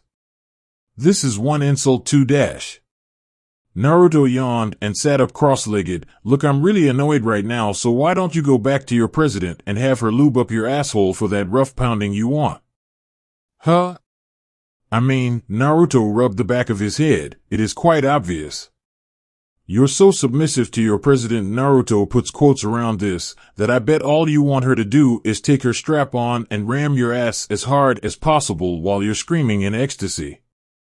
Why you? Saji was red from embarrassment and Naruto was sure it was arousal given the small tent formed in his pants. You bastard. I'm going to make you pay for that comment, and after I do, the president will expel you and will never have to deal with a piece of shit like you again. Naruto glared before jumping to his feet. All right then, Naruto stood there with his hands in his pockets. Try it. Saji rushed at Naruto, thinking that his devil-enhanced body would be more than enough to deal with the blonde. He threw a sloppy right-hand punch at Naruto's face. Naruto just tilted his head to the side to avoid the strike entirely, then avoided another one, and then another. Ultimately, Naruto just moved his head around in all directions to avoid every single punch that he was wanting to throw at his head. Before long, Saji was feeling exhausted, so he switched up tactics and took a step back before whispering, "Promotion, Queen." Naruto raised an eyebrow at this. He was aware that the peerage system only allowed pawns to promote, and even then it was in enemy territory. Maybe it was based on one's perception of the territory they are in or something. He was not sure, but it would seem things are getting more interesting. Naruto saw his speed and power had increased dramatically from where they were, but he could see he was just above average in terms of promotions. "You know you really suck." Naruto moved around his heels, avoiding all of the strikes that his opponent was throwing. Bouncing on his heels, the problem with all that power and speed is that without knowing an actual style you can't utilize it properly. Naruto rushed in front of him, and without warning he threw two powerful strikes to the man's temple and jaw, before his hands returned to his pockets. Saji collapsed from the strikes and now struggling to get his bearings. "If you don't learn how to adapt to a style that suits you," Naruto looked down at him pity, "you'll never truly advance in terms of skill and talent." Naruto started walking past Saji to head down into the school, just wanting to get his stuff and leave now. "Wait right there, asshole." Naruto sighed, turning to Saji again and frowned at him standing there. "You want more of this ass whooping? Well, sorry, I have no interest in dealing with you." Naruto continued to walk off the roof. "What about your friends then?" Naruto stopped after grabbing the door handle. "I mean, it would be a shame that they suffered for your actions. I mean, think about it." He smiled. Naruto standing there. "With one word, I could have them both outcast to the rest of the school. They would be bullied, picked on, have their stuff ruined, and even the teachers would take part in it. It'd be a shame, wouldn't it? Them knowing it was you that ruined their time in school?" Saji smiled, seeing Naruto trembling and thinking he was about to cry. "But that can be avoided. All you have to do is apologize to my president and I, then hand in your dismissal form. Then you never come back to Kudash." He was shocked to see Naruto in front of him, and without warning he is taken off his feet with a vicious strike to his stomach. "What the fuck? He is that strong, even my rook defenses did nothing to stop the blow." Sanji coughed up some blood and spit, but he couldn't see Naruto's face as his hair covered his eyes. "Fuck with me is one thing, but the minute you bring others into the mix," he looked up, "then I promise I will kill you." Naruto threw his other fist and sent him crashing to the floor with a thud. Saji tried to get up, but Naruto quickly stomped his foot down on his nose, causing a crunch to resonate. He then took his foot off his face and kicked him into the balls, making him scream in pain before another punch went straight into his mouth. Saji groaned from the pain, and when he tried to move, Naruto quickly threw another right hand into his face, leaving him stunned. Then another fist slammed into his head, burying his head deeper into the roof. The strikes were coming faster and harder and leaving no room for Saji to retaliate. He couldn't even summon his sacred gear to help himself. It got to the point that he couldn't do anything for himself to stop the beating. "I'm blacking out." Naruto saw after one more brutal strike to his nose he was not moving. He checked his pulse and saw he was still breathing. Sighing, Naruto got off him and wiped the blood off his hands and turned from the beaten teen and walked back to the door. He opened the door and slammed it before proceeding down the stairs. There he saw two members of Sona's peerage waiting at the staircase, but they were shocked to see him walking down. "You might want to get your friend to the infirmary, and know that if you guys try to push the matter, I will present evidence of corruption and the threats he made against my friends and abuse of power." Naruto glared, and the two girls shivered in fear. "Don't test me anymore. You won't be getting someone back next time." Naruto walked past the girls, who now were rushing to the roof to help Saji, never noticing that there is a small hole in his knuckle and that it was the same hand that hit Saji in the stomach. Chapter end. Chapter 4. Naruto sighed. He really hated science as he sat hunched over his desk with his textbook. His teacher continued to lecture the class as Naruto tapped his desk in irritation. Ever since he got to school, he did all he could to ditch this class in order to avoid the feeling of anxiety that builds up whenever they start talk about scientific terms and ideals. It was a bad reminder of where he was when he was adopted by his father and how he treated him. Naruto, in the end, just did what he could to get out of the class, but he knew he had to attend some days just to keep himself from getting expelled or having to talk about his past with the school counselor or worse, the head of the school. He knew that he already had enough trouble with the faculty due to how he dresses and how he has been in the mix of some fights on campus, marking him as a delinquent. But at this point he was just ignoring the teacher and his ramblings about science and how it was important in the creation of the world and understanding the human body better and better. Thank God that I know more about the human body than most do. Naruto thought as his habits that came out whenever he got hungry and even worse when he had parts of his body destroyed. Growing them back was a pain in the ass and sometimes really painful, but I at least knew how the nerves and stuff connected throughout my body. Mr. Larich, could you please answer my question? Naruto turned to the board. He saw some of the students snickering at him being called on. Proton, neutron, and electron, and neutron has no energy while the proton and electron do have energy surging through them while electrons surround the nucleus. Naruto answered, not bothering to look towards the teacher as he lazily looked at the board. Correct, but please pay closer attention in class, Mr. Uzumaki. Naruto just nodded his head and maintained the look he was paying attention, but, in the end, he could not really care about the lesson. Ultimately, he fell asleep awaiting for the lesson to end and for him to finally find a space to eat some gummies and calm his nerves. I wonder what was going on with Frisk and Origami since our argument. Naruto thought sadly as he walked the school halls. Flashback. Naruto-kun, my parents found out about the gummy I ate and said it had weed in it. Is this true? Are you using weed? Origami asked in stern concern as she looked at Naruto sternly and was demanding answers while Frisk just laughed a bit. Yeah, my mom found out as well and she was not thrilled. Frisk stated with a cocky smirk as she put her hands behind her head, her elbows pointing skyward. But I would like another hit of that gummy you have if you have any more. Frisk. We are supposed to be stopping his bad habit, not influencing it. Origami chastised, appalled that Frisk would ask for drugs. Neither of you will be continuing this nasty habit. Oh, come on, it was Dash. No. Both girls looked at Naruto and glared slightly.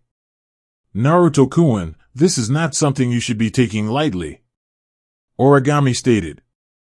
The effects of. I'm not stopping this habit just because you asked. Look, he sighed while already feeling his temper rising. Growing up, I had to deal with a lot of things and weed seems to be the only thing that keeps me calm. I have to take a lot of it, but it keeps me from lashing out at everything that is around me. But Naruto, you know that it is a sin to smoke stuff like that. Origami stated, going silent from the glare Naruto gave her. Yeah, well, God hasn't really been looking out for me in the last few years as a child, so I don't really give a fuck what he thinks. Naruto stated, shocking Origami to the point she flinched as if she was physically hit. Frisk stepped between Naruto and Origami. Look, we are not saying that it is wrong and you don't have the right to do so. We just know what comes of people who smoke too much. You could die in the near future if you are not careful, Naruto-kun. Naruto turned his glare to Frisk, gripping his hands as he sank his teeth through his lip to keep himself from doing anything rash. Yeah, well, that would be a mercy for me at times. Look, I'm not having this conversation with anyone else. What I do to myself is my business, so but the hell out of it. Without waiting, Naruto marched away from both girls, missing their heartbroken looks, seeing the boy they loved so much having changed so much to the point that he would lash out at them for trying to help him. Flashback end. Naruto knew he shouldn't have treated the girls like that, but he couldn't help it. They were irritating him and causing him to feel the need to smoke more and more. Plus, who the fuck were they to tell me what was appropriate and what was not? Naruto thought hotly. Yeah, weed is bad for a person if you overdo it, but I know for a fact that other things are worse for me. Drinking and having nonstop sex for one thing, but I know that it won't be the same due to his differing bodily functions. Naruto ran his hand through his hair. Man, I really need a smoke after this class. What Kurama doesn't know won't hurt him, right? Naruto thought as he took a very deep breath and walked off to be alone. As their shared apartment, Kurama's ears twitched as he scowled in disappointment. That fucker is going to get it when he gets home. He growled. Origami. The white hair girl was just sitting there in the middle of the judo/karate joint practice class with a blank expression on her face. Most can't read her emotions very easily, but to those that are close to her know when she is upset, and she was deeply upset. Naruto, love of my life, had snapped at me. Even as children we never fought or argued about anything that went on in our lives. Origami thought as she watched senior members practice. We shared all secrets and he always was there for me when I needed him as a child until he was adopted. While he was still the same kind person he was back then, he had a side I have never seen before, a rage that was unknown to me. Apparently, something happened and he was not happy that Frisk and I were poking into his personal history for his drug behavior and telling what he can't do. Origami knew better than anyone what that was like, being ordered to do one thing or another no matter how much she didn't want to. More so, with the church controlling most of her daily life when she was growing up and telling her how she is supposed to train, eat, sleep, and how she was to carry herself in certain ceremonies. She despised it. She hated having everything controlled and dictated to the point that if she so much as looked the wrong way at someone, the church would reprimand her. It was not uncommon as a child that she was given orders to be away for long periods of time, that her to miss her friends, and that she would not follow orders completely when they sent her out on jobs. It was one of the reasons that Griselda and Dulio adopted her. They wanted to keep her out of the reaches of those in the church that were abusing her and wanting her to perform certain ways and to their direct letter or be opened for punishment. They had made sure she could do what she wanted and train how she wants, leading to her rising in ranks and becoming one of the youngest exorcists to be introduced into the elites in short order. But she still had nightmares, the time that her orders contradicted her beliefs. To this day she can't escape the memory and how she wished things differed from the beliefs of God and heaven itself. Hey brat. Origami looked up and saw a larger student approaching her. His name was Daimonji. He was a large muscular teen that was all power and no real skill. She had heard that the reason he was brought into the club was purely due to his muscles and his supposed strength he possessed. But from what she can see, the karate club didn't want to risk this brute in another club in fear that he would become a star there instead of their club. Daimonji was a bully, straight and to the point. Someone that beat up weaker students and those that first joined the club, treating them as testing dummies and telling them how weak and pathetic they are compared to himself. But Daimonji would never fight those that are legit black belts and with serious skill out of fear of being exposed to the smaller students. But the times he did fight and lose, he would just take it out on the smaller and weaker students during sparring sessions, and this led to at least 2 students withdrawing and filing complaints for their injuries that were excessive. Which is the reason they were losing funding, as they had to pay recompense to students injured by this overly abusive idiot. But back to Daimonji, she could only stare at him. Hey runt, you been sitting there all day and haven't even sparred with anyone. I wonder, are you seriously the ace of the judo club, or are you too scared about being exploited by us real warriors? Daimonji taunted. Origami didn't rise to this. I mean, it is no wonder real fighters would stick to the art of hitting people. I mean, come on, Daimonji stated as he raised his shoulders and hands with a smug grin. You should know judo is only for those that can't stand hitting people. Origami still didn't rise to this and focused internally. But Daimonji smirked. But then again, that is probably why you hang out with that loser Naruto, right? Origami turned her eyes to him now and glared, causing most of the judo team to back off in fear of the girl. Hey, when you see the club president thrown through a wall with a one-shoulder throw, you too would back off. Origami thought. I mean, that guy, he is just a pathetic street fighter that has to fight those that are so damn weak they make him look strong. It wouldn't surprise me that he is nothing more than a pathetic loser in real life. Daimonji smirked darkly. Maybe I'll pay him a visit and give him a private lesson to show him the difference between him and a real man. Shut up. Daimonji turned and saw Origami's eyes were now shining slightly, the rage evident and showing as she stood up and took the center of the mat. She stared at the teen and motioned him to come into the ring with her. Put your money where your mouth is. Daimonji smiled darkly. Fine, but don't cry when I break you and make you my pet. A vein appeared on Origami's head. Oh yeah, I am going to break this guy in two. Origami thought in rage. One of the senior students of the karate came up and held his hand up. All right, this sparring match begins now. No serious injury, got it? He looked straight at his club member. Daimonji sneered and nodded his head, but already was planning on humiliating this girl. Origami just held her two hands out and her feet slightly apart. The man waved his hand down. Begin.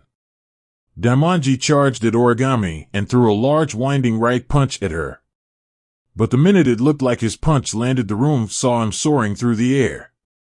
This revealed that Daimonji was sent flying by Origami, rotating his fist downward and using his momentum to fly through the sky. Daimonji hit the mat with a thud and grunted before jumping back to his feet and charged her again. With another sloppy punch, she just moved her head to the side before pushing her hand under his jaw and pushing him into the air. This led to her slamming him backwards onto the mat, shocking all around them. Daimonji was easily 3 times the size of Origami, and she was ragdolling him as if he was made of air. Daimonji grunted, but Origami just waited, knowing the minute he got up she was going to finish this.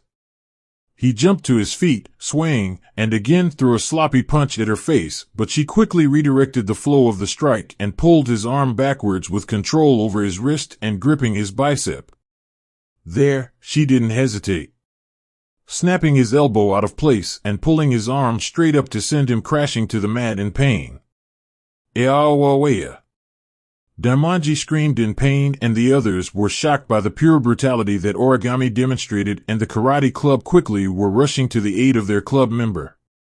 Origami just dusted herself off and walked away from the crying teen while one of the karate guys shouted, "Stop right there, bitch." She turned. "You are going down for that.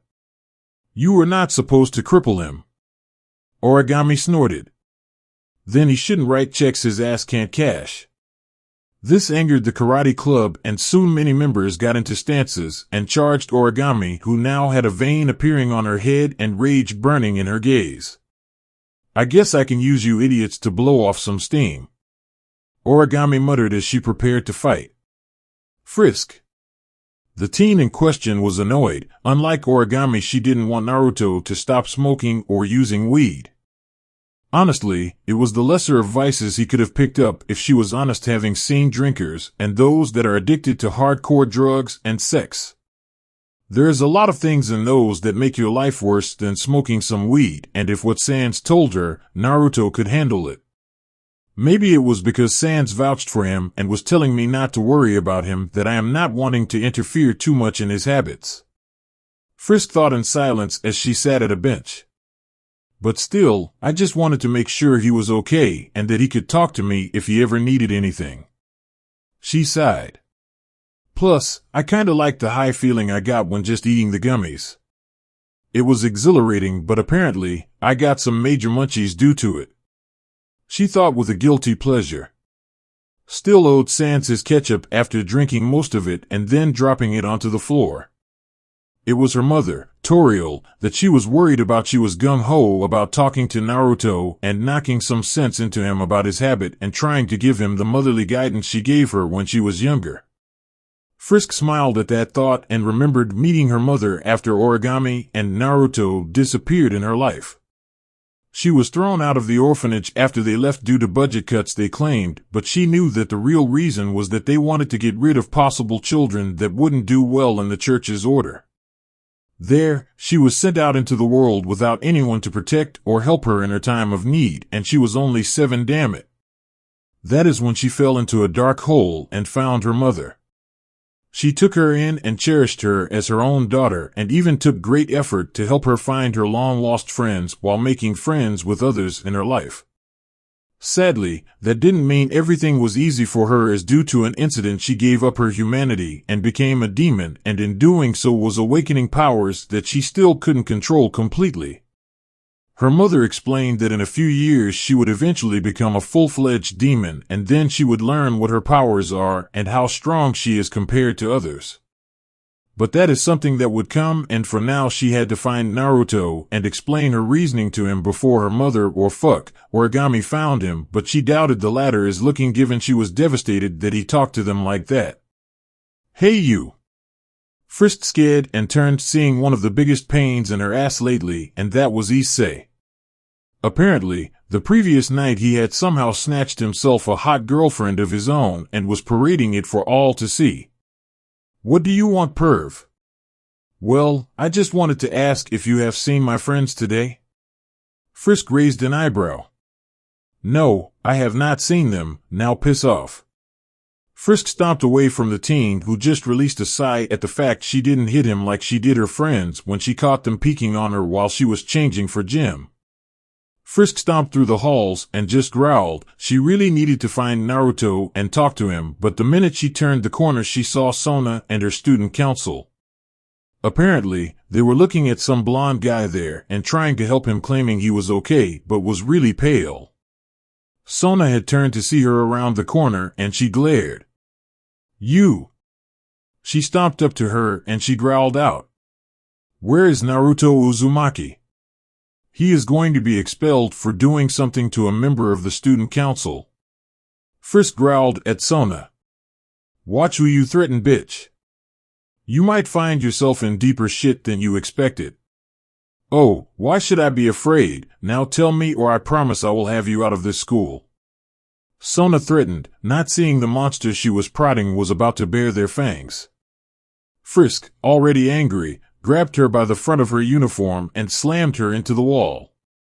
This caused Sona to cough, but before she could say anything Frisk slammed her free hand next to her head, causing the wall to crack slightly and seeing her eyes gaining a darker red hue to them and starting to glow.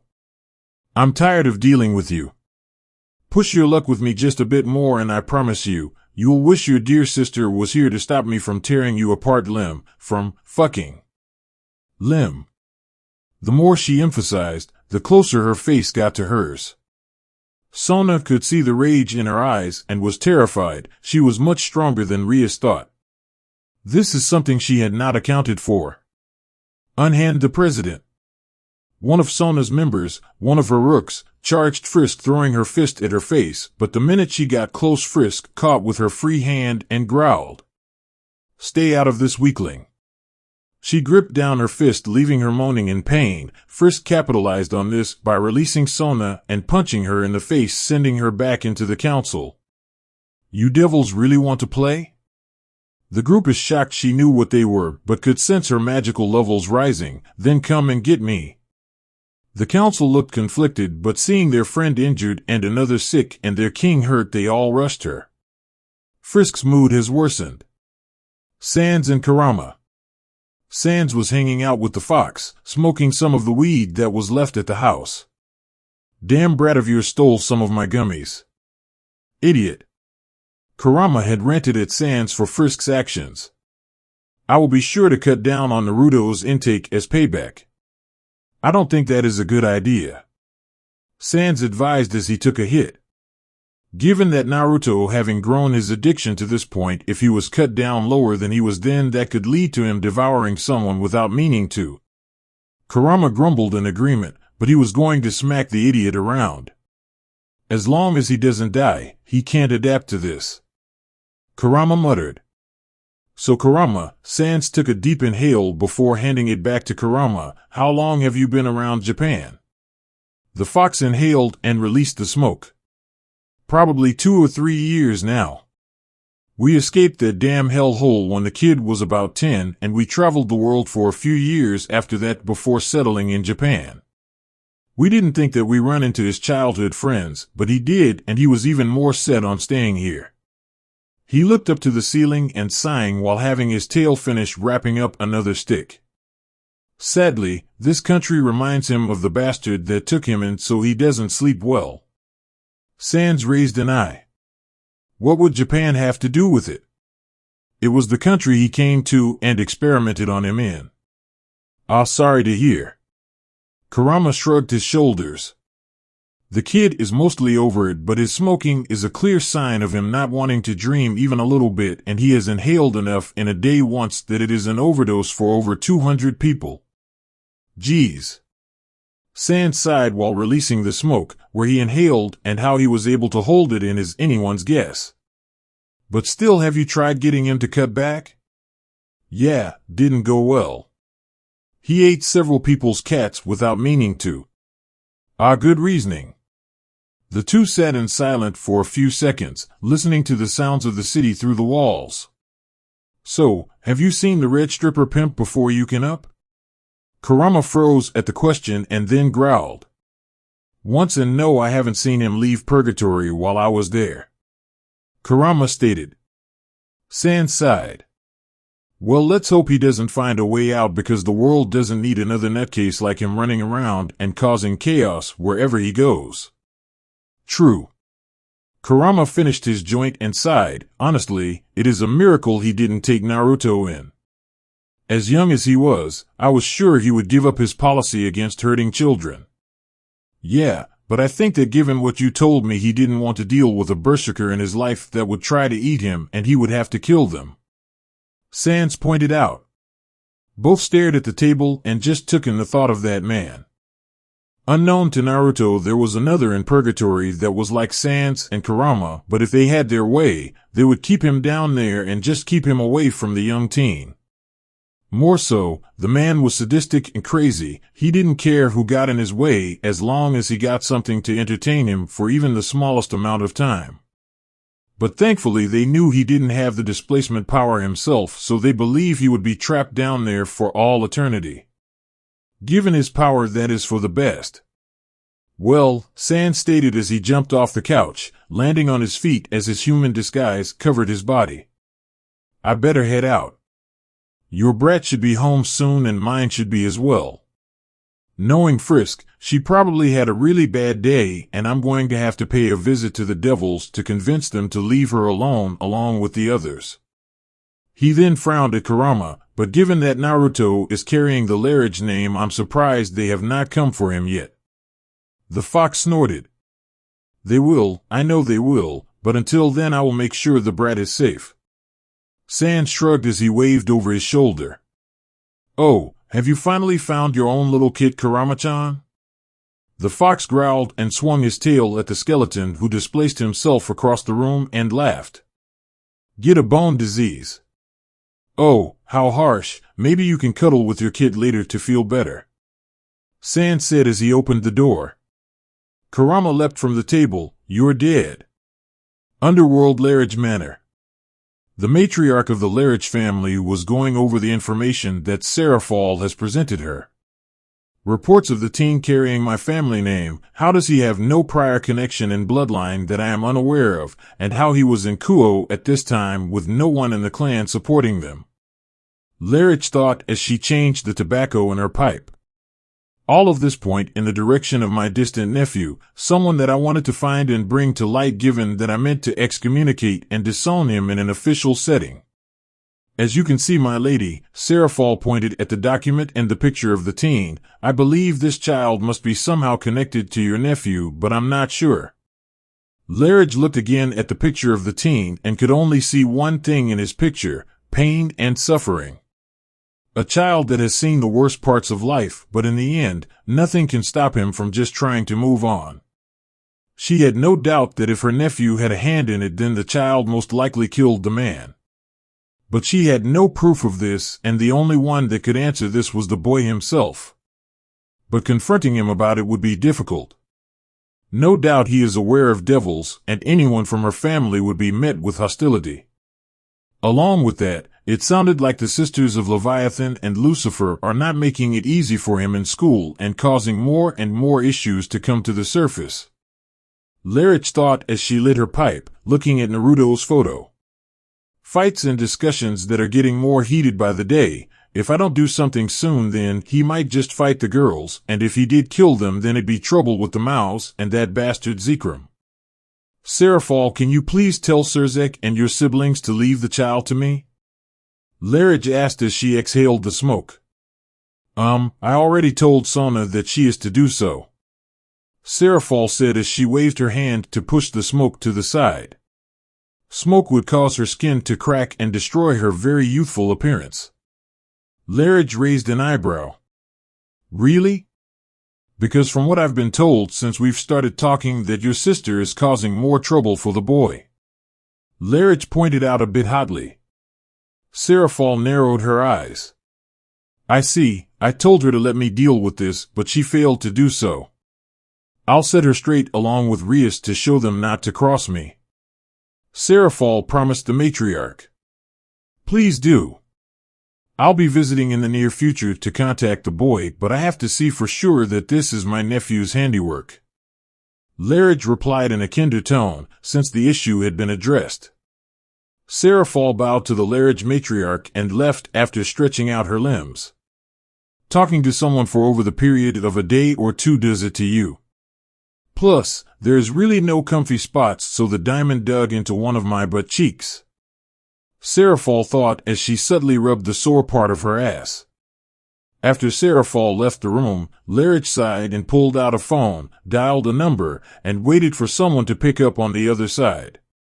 Hi, it is me. I need you to check out the lab again. I think I have a lead on what happened to our dear nephew, but I want to make sure. Larridge stated coldly as she put her pipe back into her mouth, waiting for a response. Naruto. The blonde teen could only sigh and proceed out of the school building, alone. Frisk and Origami were forced to leave school early today. Naruto thought as he had heard rumors. Shocked to hear that Frisk attacked the student council and Origami destroyed the karate club. The school caught wind of this, and while they wanted to suspend her, they learned it was Sona and her group that started it, but no one knew what Frisk said for the principal to just send her home early instead of fining her or having her suspended or even expelled. Naruto suspected that since most of the higher-ranking members in the school are devils, and Sans had to intervene. I don't particularly like the skeleton, but I admit that he is strong given his own aura, and if Kurama was telling him the truth, he was not someone should trifle with easily. Naruto thought as he walked in silence. Origami, however, apparently put the entire karate club into the infirmary when one of them picked a fight and she broke his arm, and then ultimately did the same with the rest of the club. Some people were beaten to hell while others were just unconscious from the pain or from the fact that they had to be put to sleep after she snapped a limb. Again, how she avoided trouble is beyond him, but he was sure there was some reason given that Sona backed off from her. Naruto thought before he sighed as he scratched the back of his head. Man, I got to talk to them tomorrow. It is our day off. I can at least try to make it up to them. Naruto proceeded through the streets, but he ended up passing by someone he never had seen before. But he could feel his danger senses going wild, and it made him pick up his pace. Whoever it was, they were not to be trifled with. If Naruto had looked back, he would have seen said individual smiling back at him while walking in the direction of the school.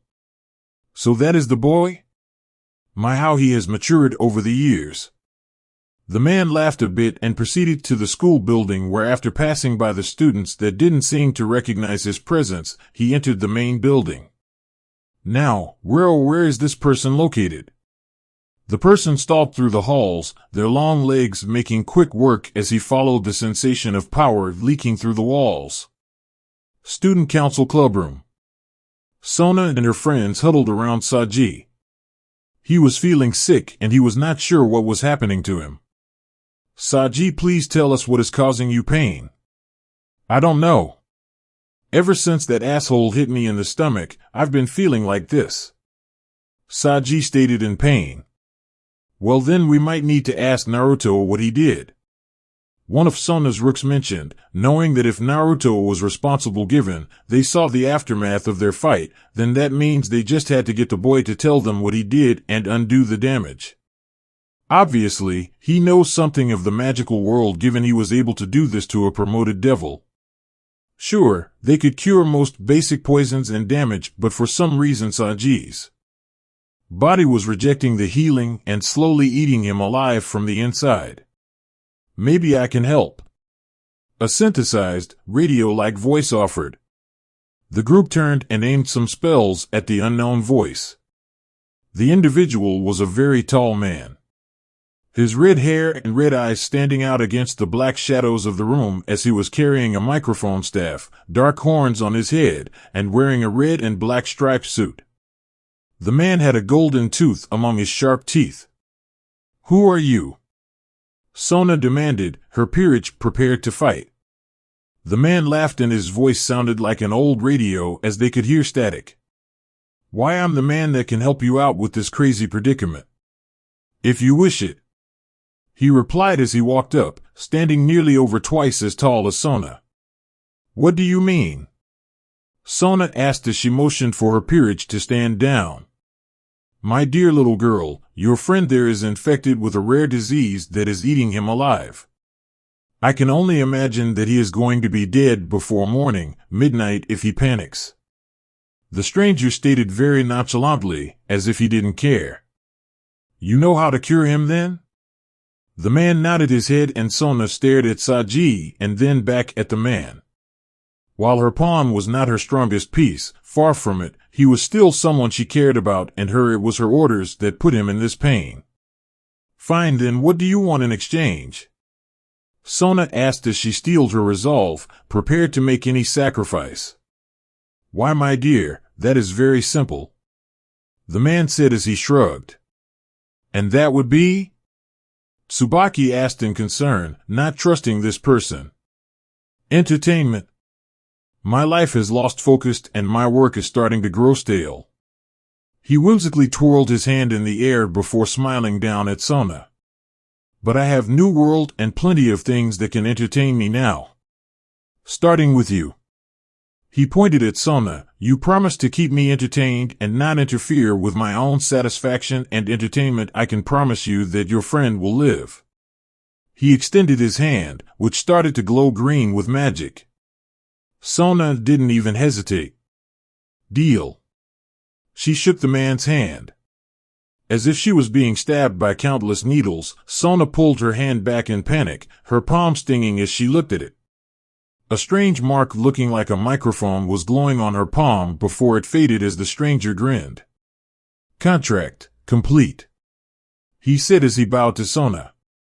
I am sorry for late introductions. My name is Alastair, and I am happy for the entertainment, Sona Citri. How? Sona questioned before Alastair pushed past her and stood above Saji. Now, I need some quiet. Alastair shushed as he pushed Saji's hand away, exposing the wound and the infected flesh. Alastair reached up and tore off one of his own small forked horns. Saji screamed in pain as Alastair jammed it into his wound, making him scream in pain while he dug around for a bit and hummed while doing it. What are you doing? Sona shouted, reaching over to stop him, stopping when Alastair's cane swatted her hand on its own accord. He is saving his life, so don't interrupt. The microphone cane stated in a very distorted, radio-sounded voice. Got it. Alastair announced as he pulled his antler out of the wound and showed it to Sona. With the blood on the antler, there was something that was hanging on the end of it.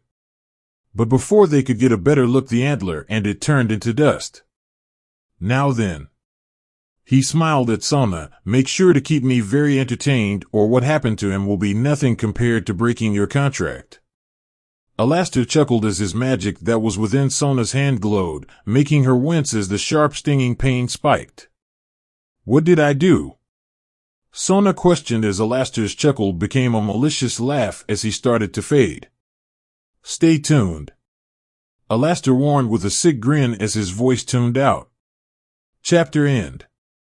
Chapter 5. Sona was busy examining her pawn, upset with how rough that mysterious figure Alastair was with him. More, she was furious about his nonchalant behavior with her and acting as if she was nothing. She would show him. That is if she could do so. Looking down at her hand, she saw it glow green for a second and a seal form on her hand. It was the shape of a microphone. Seeing it, she knew that this was a permanent reminder of her contract with him and that he was watching her actions from here on. Seeing the seal disappear on her hand, she sighed and went back to contemplating how to get back at Naruto and the girls he is with. At least until she saw a teleportation circle appear. In it she saw her sister in her magical girl outfit, but there was no smile or joy. Just pure rage. Sona. The voice sent shiver down her back. Do you know why I'm angry right now? The younger girl shook her head, playing ignorant. Because you broke a promise to me and went out of your way to attack the teen in question.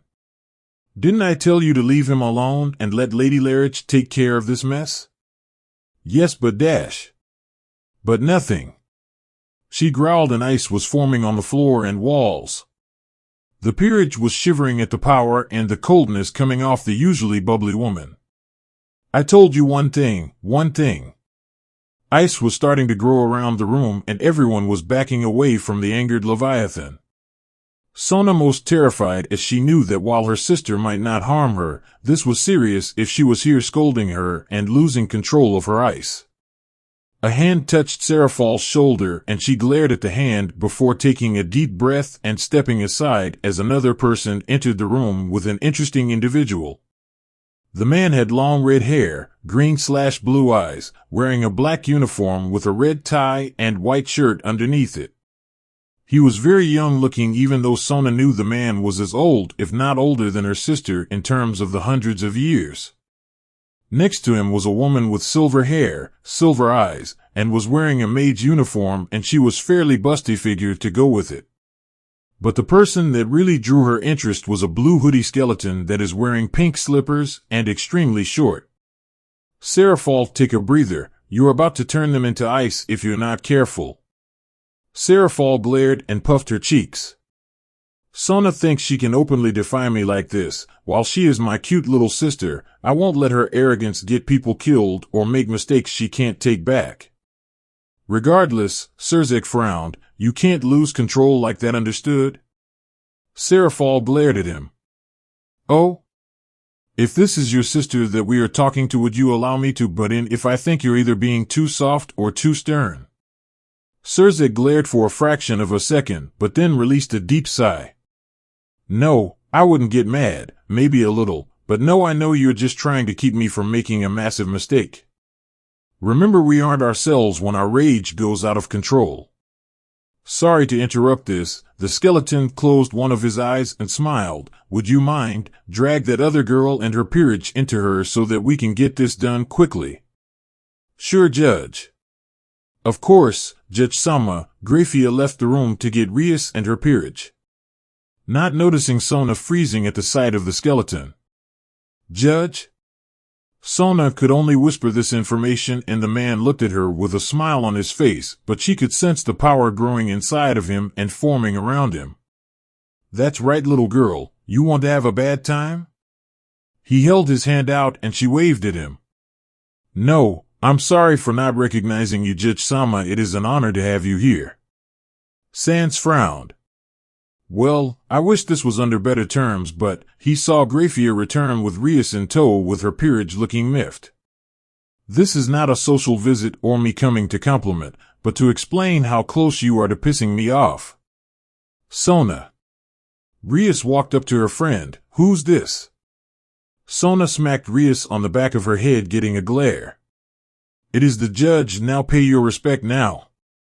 Rias, realizing who she was talking down to, bowed her head and apologized, with her peerage doing the same. Now then, Surzek glared at Rias, word has gotten to all three of us through numerous sources that you two have been acting out more than usual.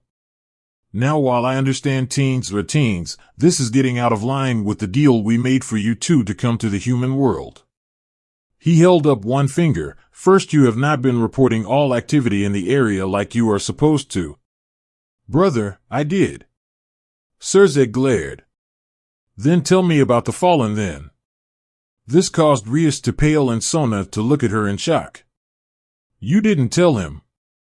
Well, I thought he would overreact and try to drag me home. Rias found her feet very interesting. Serafal and Surzek sighed, with the Leviathan explaining.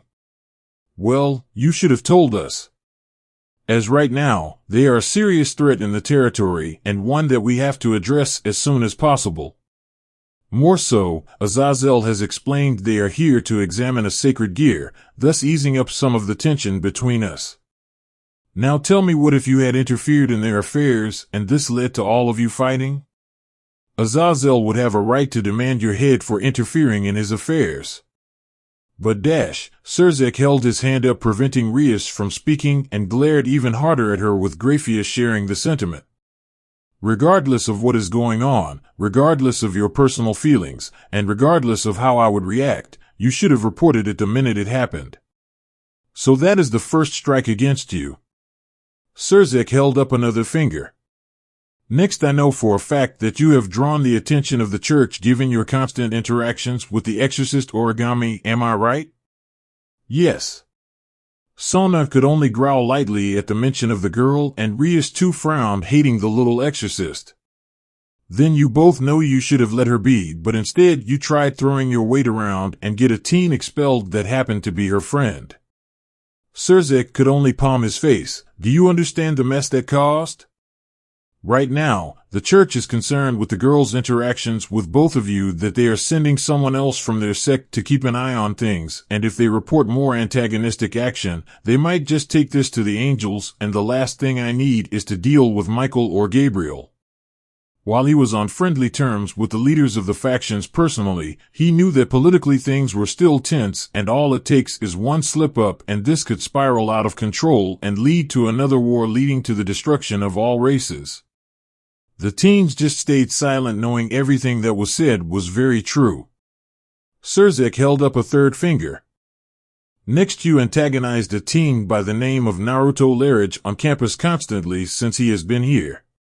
He glared more at Sona this time, especially when I know that your pawn attacked him on the roof while he is relaxing and trying to avoid conflict, and I know for a fact that he threatened both of his friends, leading to him beating your pawn to near death. He growled, what the fuck were you thinking about threatening the teen? Serafal nodded her head. He is right, Sona, regardless of your personal grudge against him, for whatever reason, it has to end now. That boy is somehow connected to the Larage family, and if it is connected in the way I think he is, there is no doubt in my mind, you are stepping on the toes of Lady Larage. This made Rias and Sona frown at the mention of Naruto. Rias had nothing against him other than he was just not easily entranced by her or Akino, which would make it hard for her to win him over. More so, she was sure that the boy had nothing unique about him other than his family name, so she was not really looking to bother him without a reason. Sona, on the other hand, couldn't stand said teen. He was arrogant, conceited, and more importantly, she could swear he was a thug. One that got off on beating those weaker than him and just breaking whatever rule was put in place. Surzek saw the wheels turning in Sona's head, but Serafal was the one that got close to her sister and motioned her to look. Look into my eyes, Sona. She did, and she was terrified. Nothing but uncontrolled rage and annoyance was racing across her pupils, and she could swear she saw some kind of demonic figure hiding behind the shadows of her eyes. But she was sure she was seeing things. I'm being serious here. Sona was brought back by this comment. you are to stay away from the boy, no harassing him, no talking to him, no sending your peerage after him, and no trying to abuse your authority against him. If I find out count me one, more incident with this teen no matter how it comes about. She growled, I will drag you and your peerage back to the underworld, and you can explain this to our parents and see how they like your holier-than-you attitude you seem to be adopting. Now this threat, it turned Sona pure white. She couldn't go home and see her parents with this. Both of her parents had warned her about misbehavior of this nature and they would not tolerate it. Seraphol would definitely tell them, and this would lead to her going through training all over again and at the same time enduring her father's grueling method of punishment, constant sparring. While she could rest at times and even have some peace of mind in between, they are rare and far in between. Last time he did this was before she left for the human world, and she still had some nightmares about this as he was preparing her for a world that is technically neutral territory for all three factions. She didn't want to go back to that training. Rias, on the other hand, was shivering under the gaze of Seraphol, knowing if she pushed her luck her mother would come for her too, and she would be back in the underworld, and there he resided. Do you both understand this? Both girls nodded their head and Serzek sighed. Finally, he held up his fourth finger. You have to answer to the Judge Sans for antagonizing Frisk. The skeleton glowed blue and the room shook. He is right. No, I'm not one for long-winded speeches, but here is the fact. You threatened the daughter of a dear friend of mine. Now I'm going to issue this final warning. Harm or bother Frisk again and I promise. He snapped his fingers and two dragon skulls appeared with white energy gathering in their jaws. You'll wish you didn't test me. The girls shivered at the sight of the dragons and nodded their head in fear. The dragon heads disappeared and he sighed. All right, remember your last warning. I'm heading home. I have a bottle of ketchup with my name on it. He smiled and was gone in a second, leaving Serzek and Seraphol to sweat drop at his nonchalant behavior. Seraphol turned to her sister and saw something glowing on Sona's hand, and she quickly walked up. What is wrong with your hand? She flipped it over and saw Alastair's mark, and her eyes went wide. What are you talking about? Sona asked, trying to hide the back of her hand. Stupid mark. Seraphol slapped her across the face. Sona was stunned, her peerage was shocked, Rias and her peerage was left speechless, and Serzek and Grafia went to Seraphol to make sure she didn't do anything rash. Don't you lie to me, Sona Citri. Seraphol stated as she grabbed Sona's hand and looked at the mark. What the fuck did you do, Sona? Who did you make a contract with? Seraphol grabbed Sona by the front of her uniform and growled, Start talking. Naruto's house. Naruto was relaxing on the couch, nursing a black eye that he got from Kurama. Apparently, he noticed the extra gummies and the stick he stole. Worth it in his mind. But he was unable to enjoy himself at the moment. He was thinking about Frisk and Origami. He really hurt them bad and he was not sure how to make it up to them. Should he call? Should he text? Should he wait until tomorrow? Fuck. He sat up and quickly picked up his black jacket hoodie and walked to the door. Kurama, I'm going to get some fresh air. I can't think right now. Don't wait up. He slammed the door shut and walked away from the house. If he had looked back, he would have noticed Kurama frowning at him in worry. Naruto walked down the street and entered the block that had all the restaurants, and seeing one stand he saw they were serving ramen at half price. Smiling, he walked through the door and quickly took a place at the stand. He looked at the menu, and when the chef came by, miso ramen and a pork ramen. Okay, I'll be right back. The man went into the back and Naruto sighed while he heard a small laugh. Mighty big appetite, huh? Turning his head, he looked at his neighbor he didn't notice and saw that he had red hair, green eye, one being covered by an eye patch, a scarf around his neck, and a black and white striped coat. The teen had a smile on his face. Sorry, just noticed the large food order. Naruto waved him off and faced forward. Yeah, well, normally I eat more according to my roommate. Alright, due to the weed, right? You get the munchies? This set Naruto on edge. How the fuck? I can tell by the rings under your eyes and the fact you are ordering more food than usual, he said with a light laugh. Besides, I have seen a lot of people who use drugs, so I got a good eye. I don't sleep well and I'm just really hungry as I haven't eaten a lot today. Normally Naruto didn't have to eat much as he didn't really need to. More so thanks to the weed, but whenever he doesn't have for a while his munchies kick in, and as long as he eats some form of meat, he should be fine until he smokes. Come on. The man smiled, you don't have to hide it from me. I know you smoke and trust me, I don't judge. He smacked Naruto's back and this made him sit up straight and grip his chopsticks so tightly they broke. Sorry. He rubbed the back of his head, he handed him his chopsticks and Naruto reluctantly took them. Look, you can be honest with me, I had a friend that smoked quite often and trust me, I tried it once. He grimaced, but that old man stopped me telling me it is frowned on, man, the old geezer doesn't know how to have fun. Naruto looked at the teen in confusion, why was he telling him this?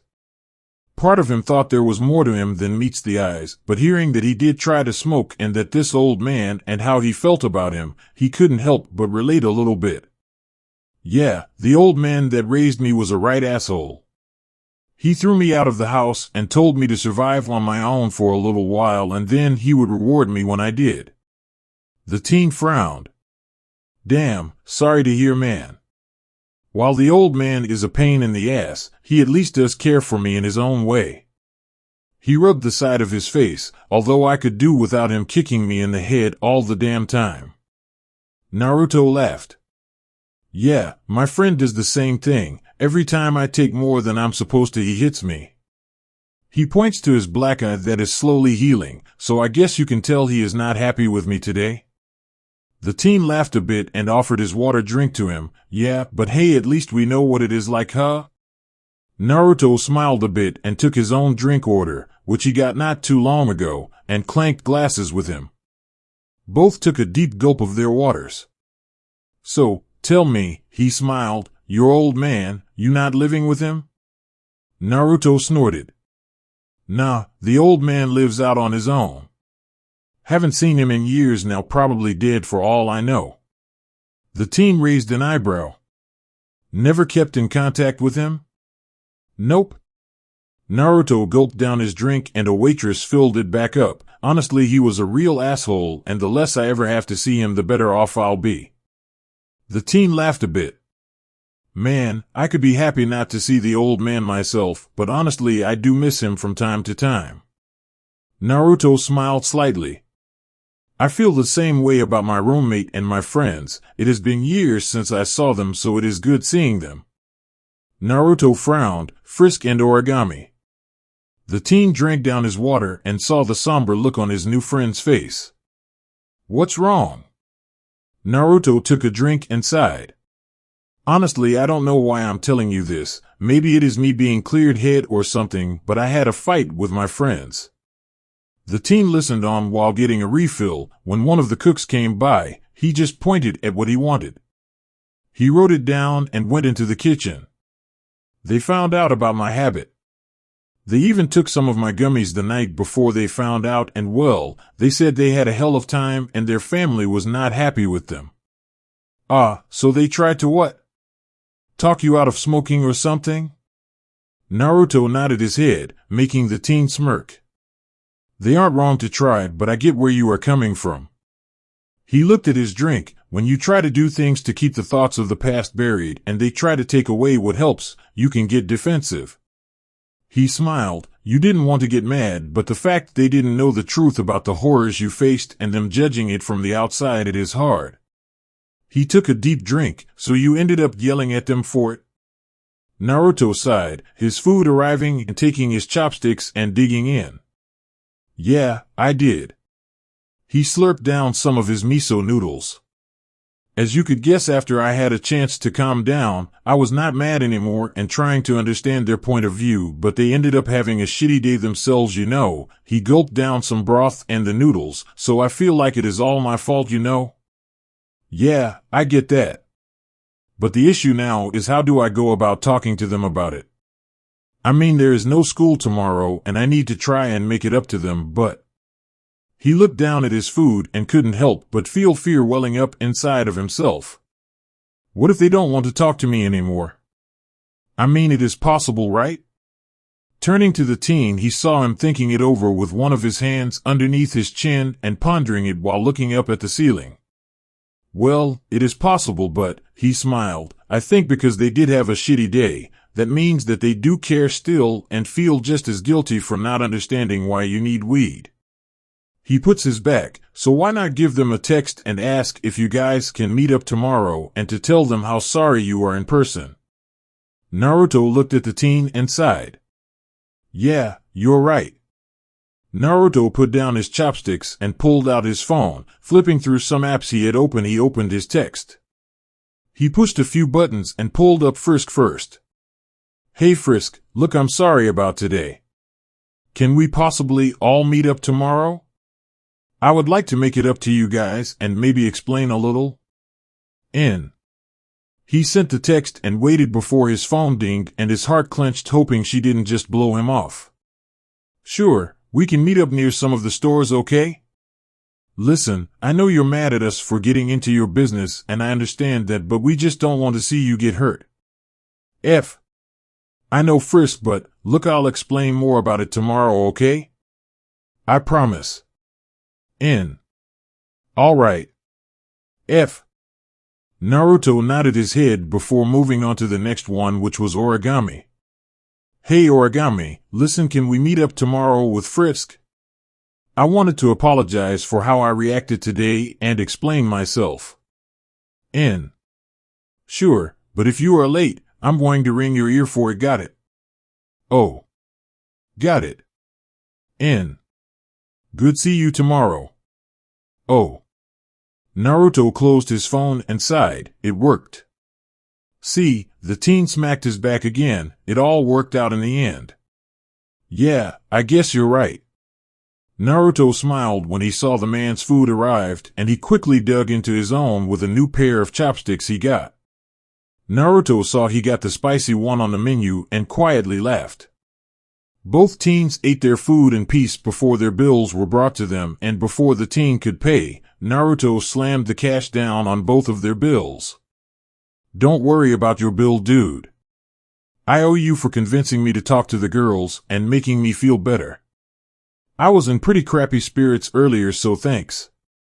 The teen smiled. No problem. Naruto handed the bills to the owner, and after receiving his change, they both walked out of the restaurant. Well, that was good. The teen smiled at Naruto. Hey, want to hang out again sometime in the near future? Naruto smiled lightly. Wouldn't hurt to now have a guy friend, no? Sure, why not? Naruto handed him his phone so he can enter his contacts into it. The teen did and quickly handed it back. Naruto raised an eyebrow. Lavi? Yep. He gave a two-finger salute. Lavi's my name. Never had a last name, though. Naruto laughed at his goofy pose. Name's Naruto, Naruto Larage. The teen smiled. Good to know. Well, anyway, give me a text when you can. I copied down your number into my phone while I was putting in my contacts. Naruto raised an eyebrow. When exactly did he have time to look up his number? Anyway, catch you around, Naruto, and next time work on some of your magical concealment, okay? Sure. Naruto walked away from the restaurant, but the minute he turned the corner it hit him. Magic concealment. I was right. Running back around the corner he tried to find Lavi, but he was gone. He couldn't even track his scent, and that annoyed him. Who the fuck are you? Origami's home. Origami, how could you act so inappropriately today? The teen just stared at the floor. She was happy that Naruto reached out to her and wanted to see her soon, but was not happy that her mother was ripping into her. I mean, seriously, you know you're stronger than the average student, young lady. I know. You put several of those boys in the hospital, and I was told some of them would need surgery to fix their bodily damages. Origami just scoffed. They were being assholes to me dash. Language. To me first. Griselda just rubbed her forehead. Regardless, you need to show more restraint or I will pull you from those clubs, got it? Origami just puffed her cheeks in annoyance. Griselda sighed and continued. Anyway, I can't have you acting like this. Especially since I just got news from the sect about your position. Origami sat up straight. If this is about the sect, she needs to know. Your commanding officer has just retired and at their request they are putting you in charge of the sect. Origami is shocked. She is not even 18 yet she is the one leading one of the strongest exorcist sectors in the entire church. This is overwhelming. But due to you being the new leader, they wanted you to start working with your second in command as soon as possible. Who would that be? Knock, knock. Oh, they are here. Griselda got up from the table and opened the door and walked the person in, and Origami could only look on in shock. Lavi? Hey Origami, long time no see. What the heck are you doing here? Well, he rubbed the back of his head in a nervous manner. I wanted to get out of Italy for a little while, or at least away from the old man for the time being. Origami and Griselda just deadpanned. You flirted with the nun again, didn't you? Lavi started sweating. No, he coughed. Anyway, I'm here as your second in command. Origami raised an eyebrow. What about Culio, OC? Lavi laughed. Well, funny story about him. Turns out the church excommunicated him when it turns out he was part of the church branch that had all those recent allegations against them and was trying to cover them up. Oh? You mean the one in Russia? Yeah, that one. He sighed. So with his excommunication and the church being locked down and cleaned out, I was the next chosen candidate. Wait, I know there was dash. Some turned down the job, others felt they were not right for the job, some were not offered or turned away, and finally 2 are dead now. I see. Origami realized that by chance, Lavi got to this position. While he is strong and very dangerous to his enemies, Lavi was always known as a bit of a wild child and someone that didn't bode well with the teachings of the church at times. But at this point, what could they do? All right then, so Lavi, how is your first trip to Japan? Great. Met a new friend, and honestly the guy, while a downer, is pretty cool. I think that I have a special connection, you know? Plus, I don't mind that he is a smoker and helping him out with some of his girl trouble, as that is the path of brotherhood. Origami twitched. There is no way. Would this person happen to smoke weed? Yeah, how'd you know? Origami sighed and palmed. Of all the people, why did you have to meet him? Lavi was confused, but then it dawned on him. Oh, so he's the one you wanted to MPH. Origami put her hands over his mouth and glared at him, with her mother raising an eyebrow. We swore never to speak about this. About what? Origami sweated under her mother's gaze, but Lavi removed the hands on his mouth. Oh, she means how much she loves this boy and how she wants to be with him. Origami sweated more. Oh, is that it? The teens nodded their head, and while Griselda was sure they were lying, she wasn't going to pry. All right then. She picked up her purse. Listen, I have to meet up with Dulio to discuss the payments for the damages. You two stay here and talk about your assignments, got it? Yes ma'am / yes mother. Good. When the door shut, Origami sighed and looked at Lavi, who sported a confused but serious expression on his face. So, your mother doesn't know? No, and if you value your balls it will stay that way. Lavi paled and waved his hands. Crystal ma'am. Good.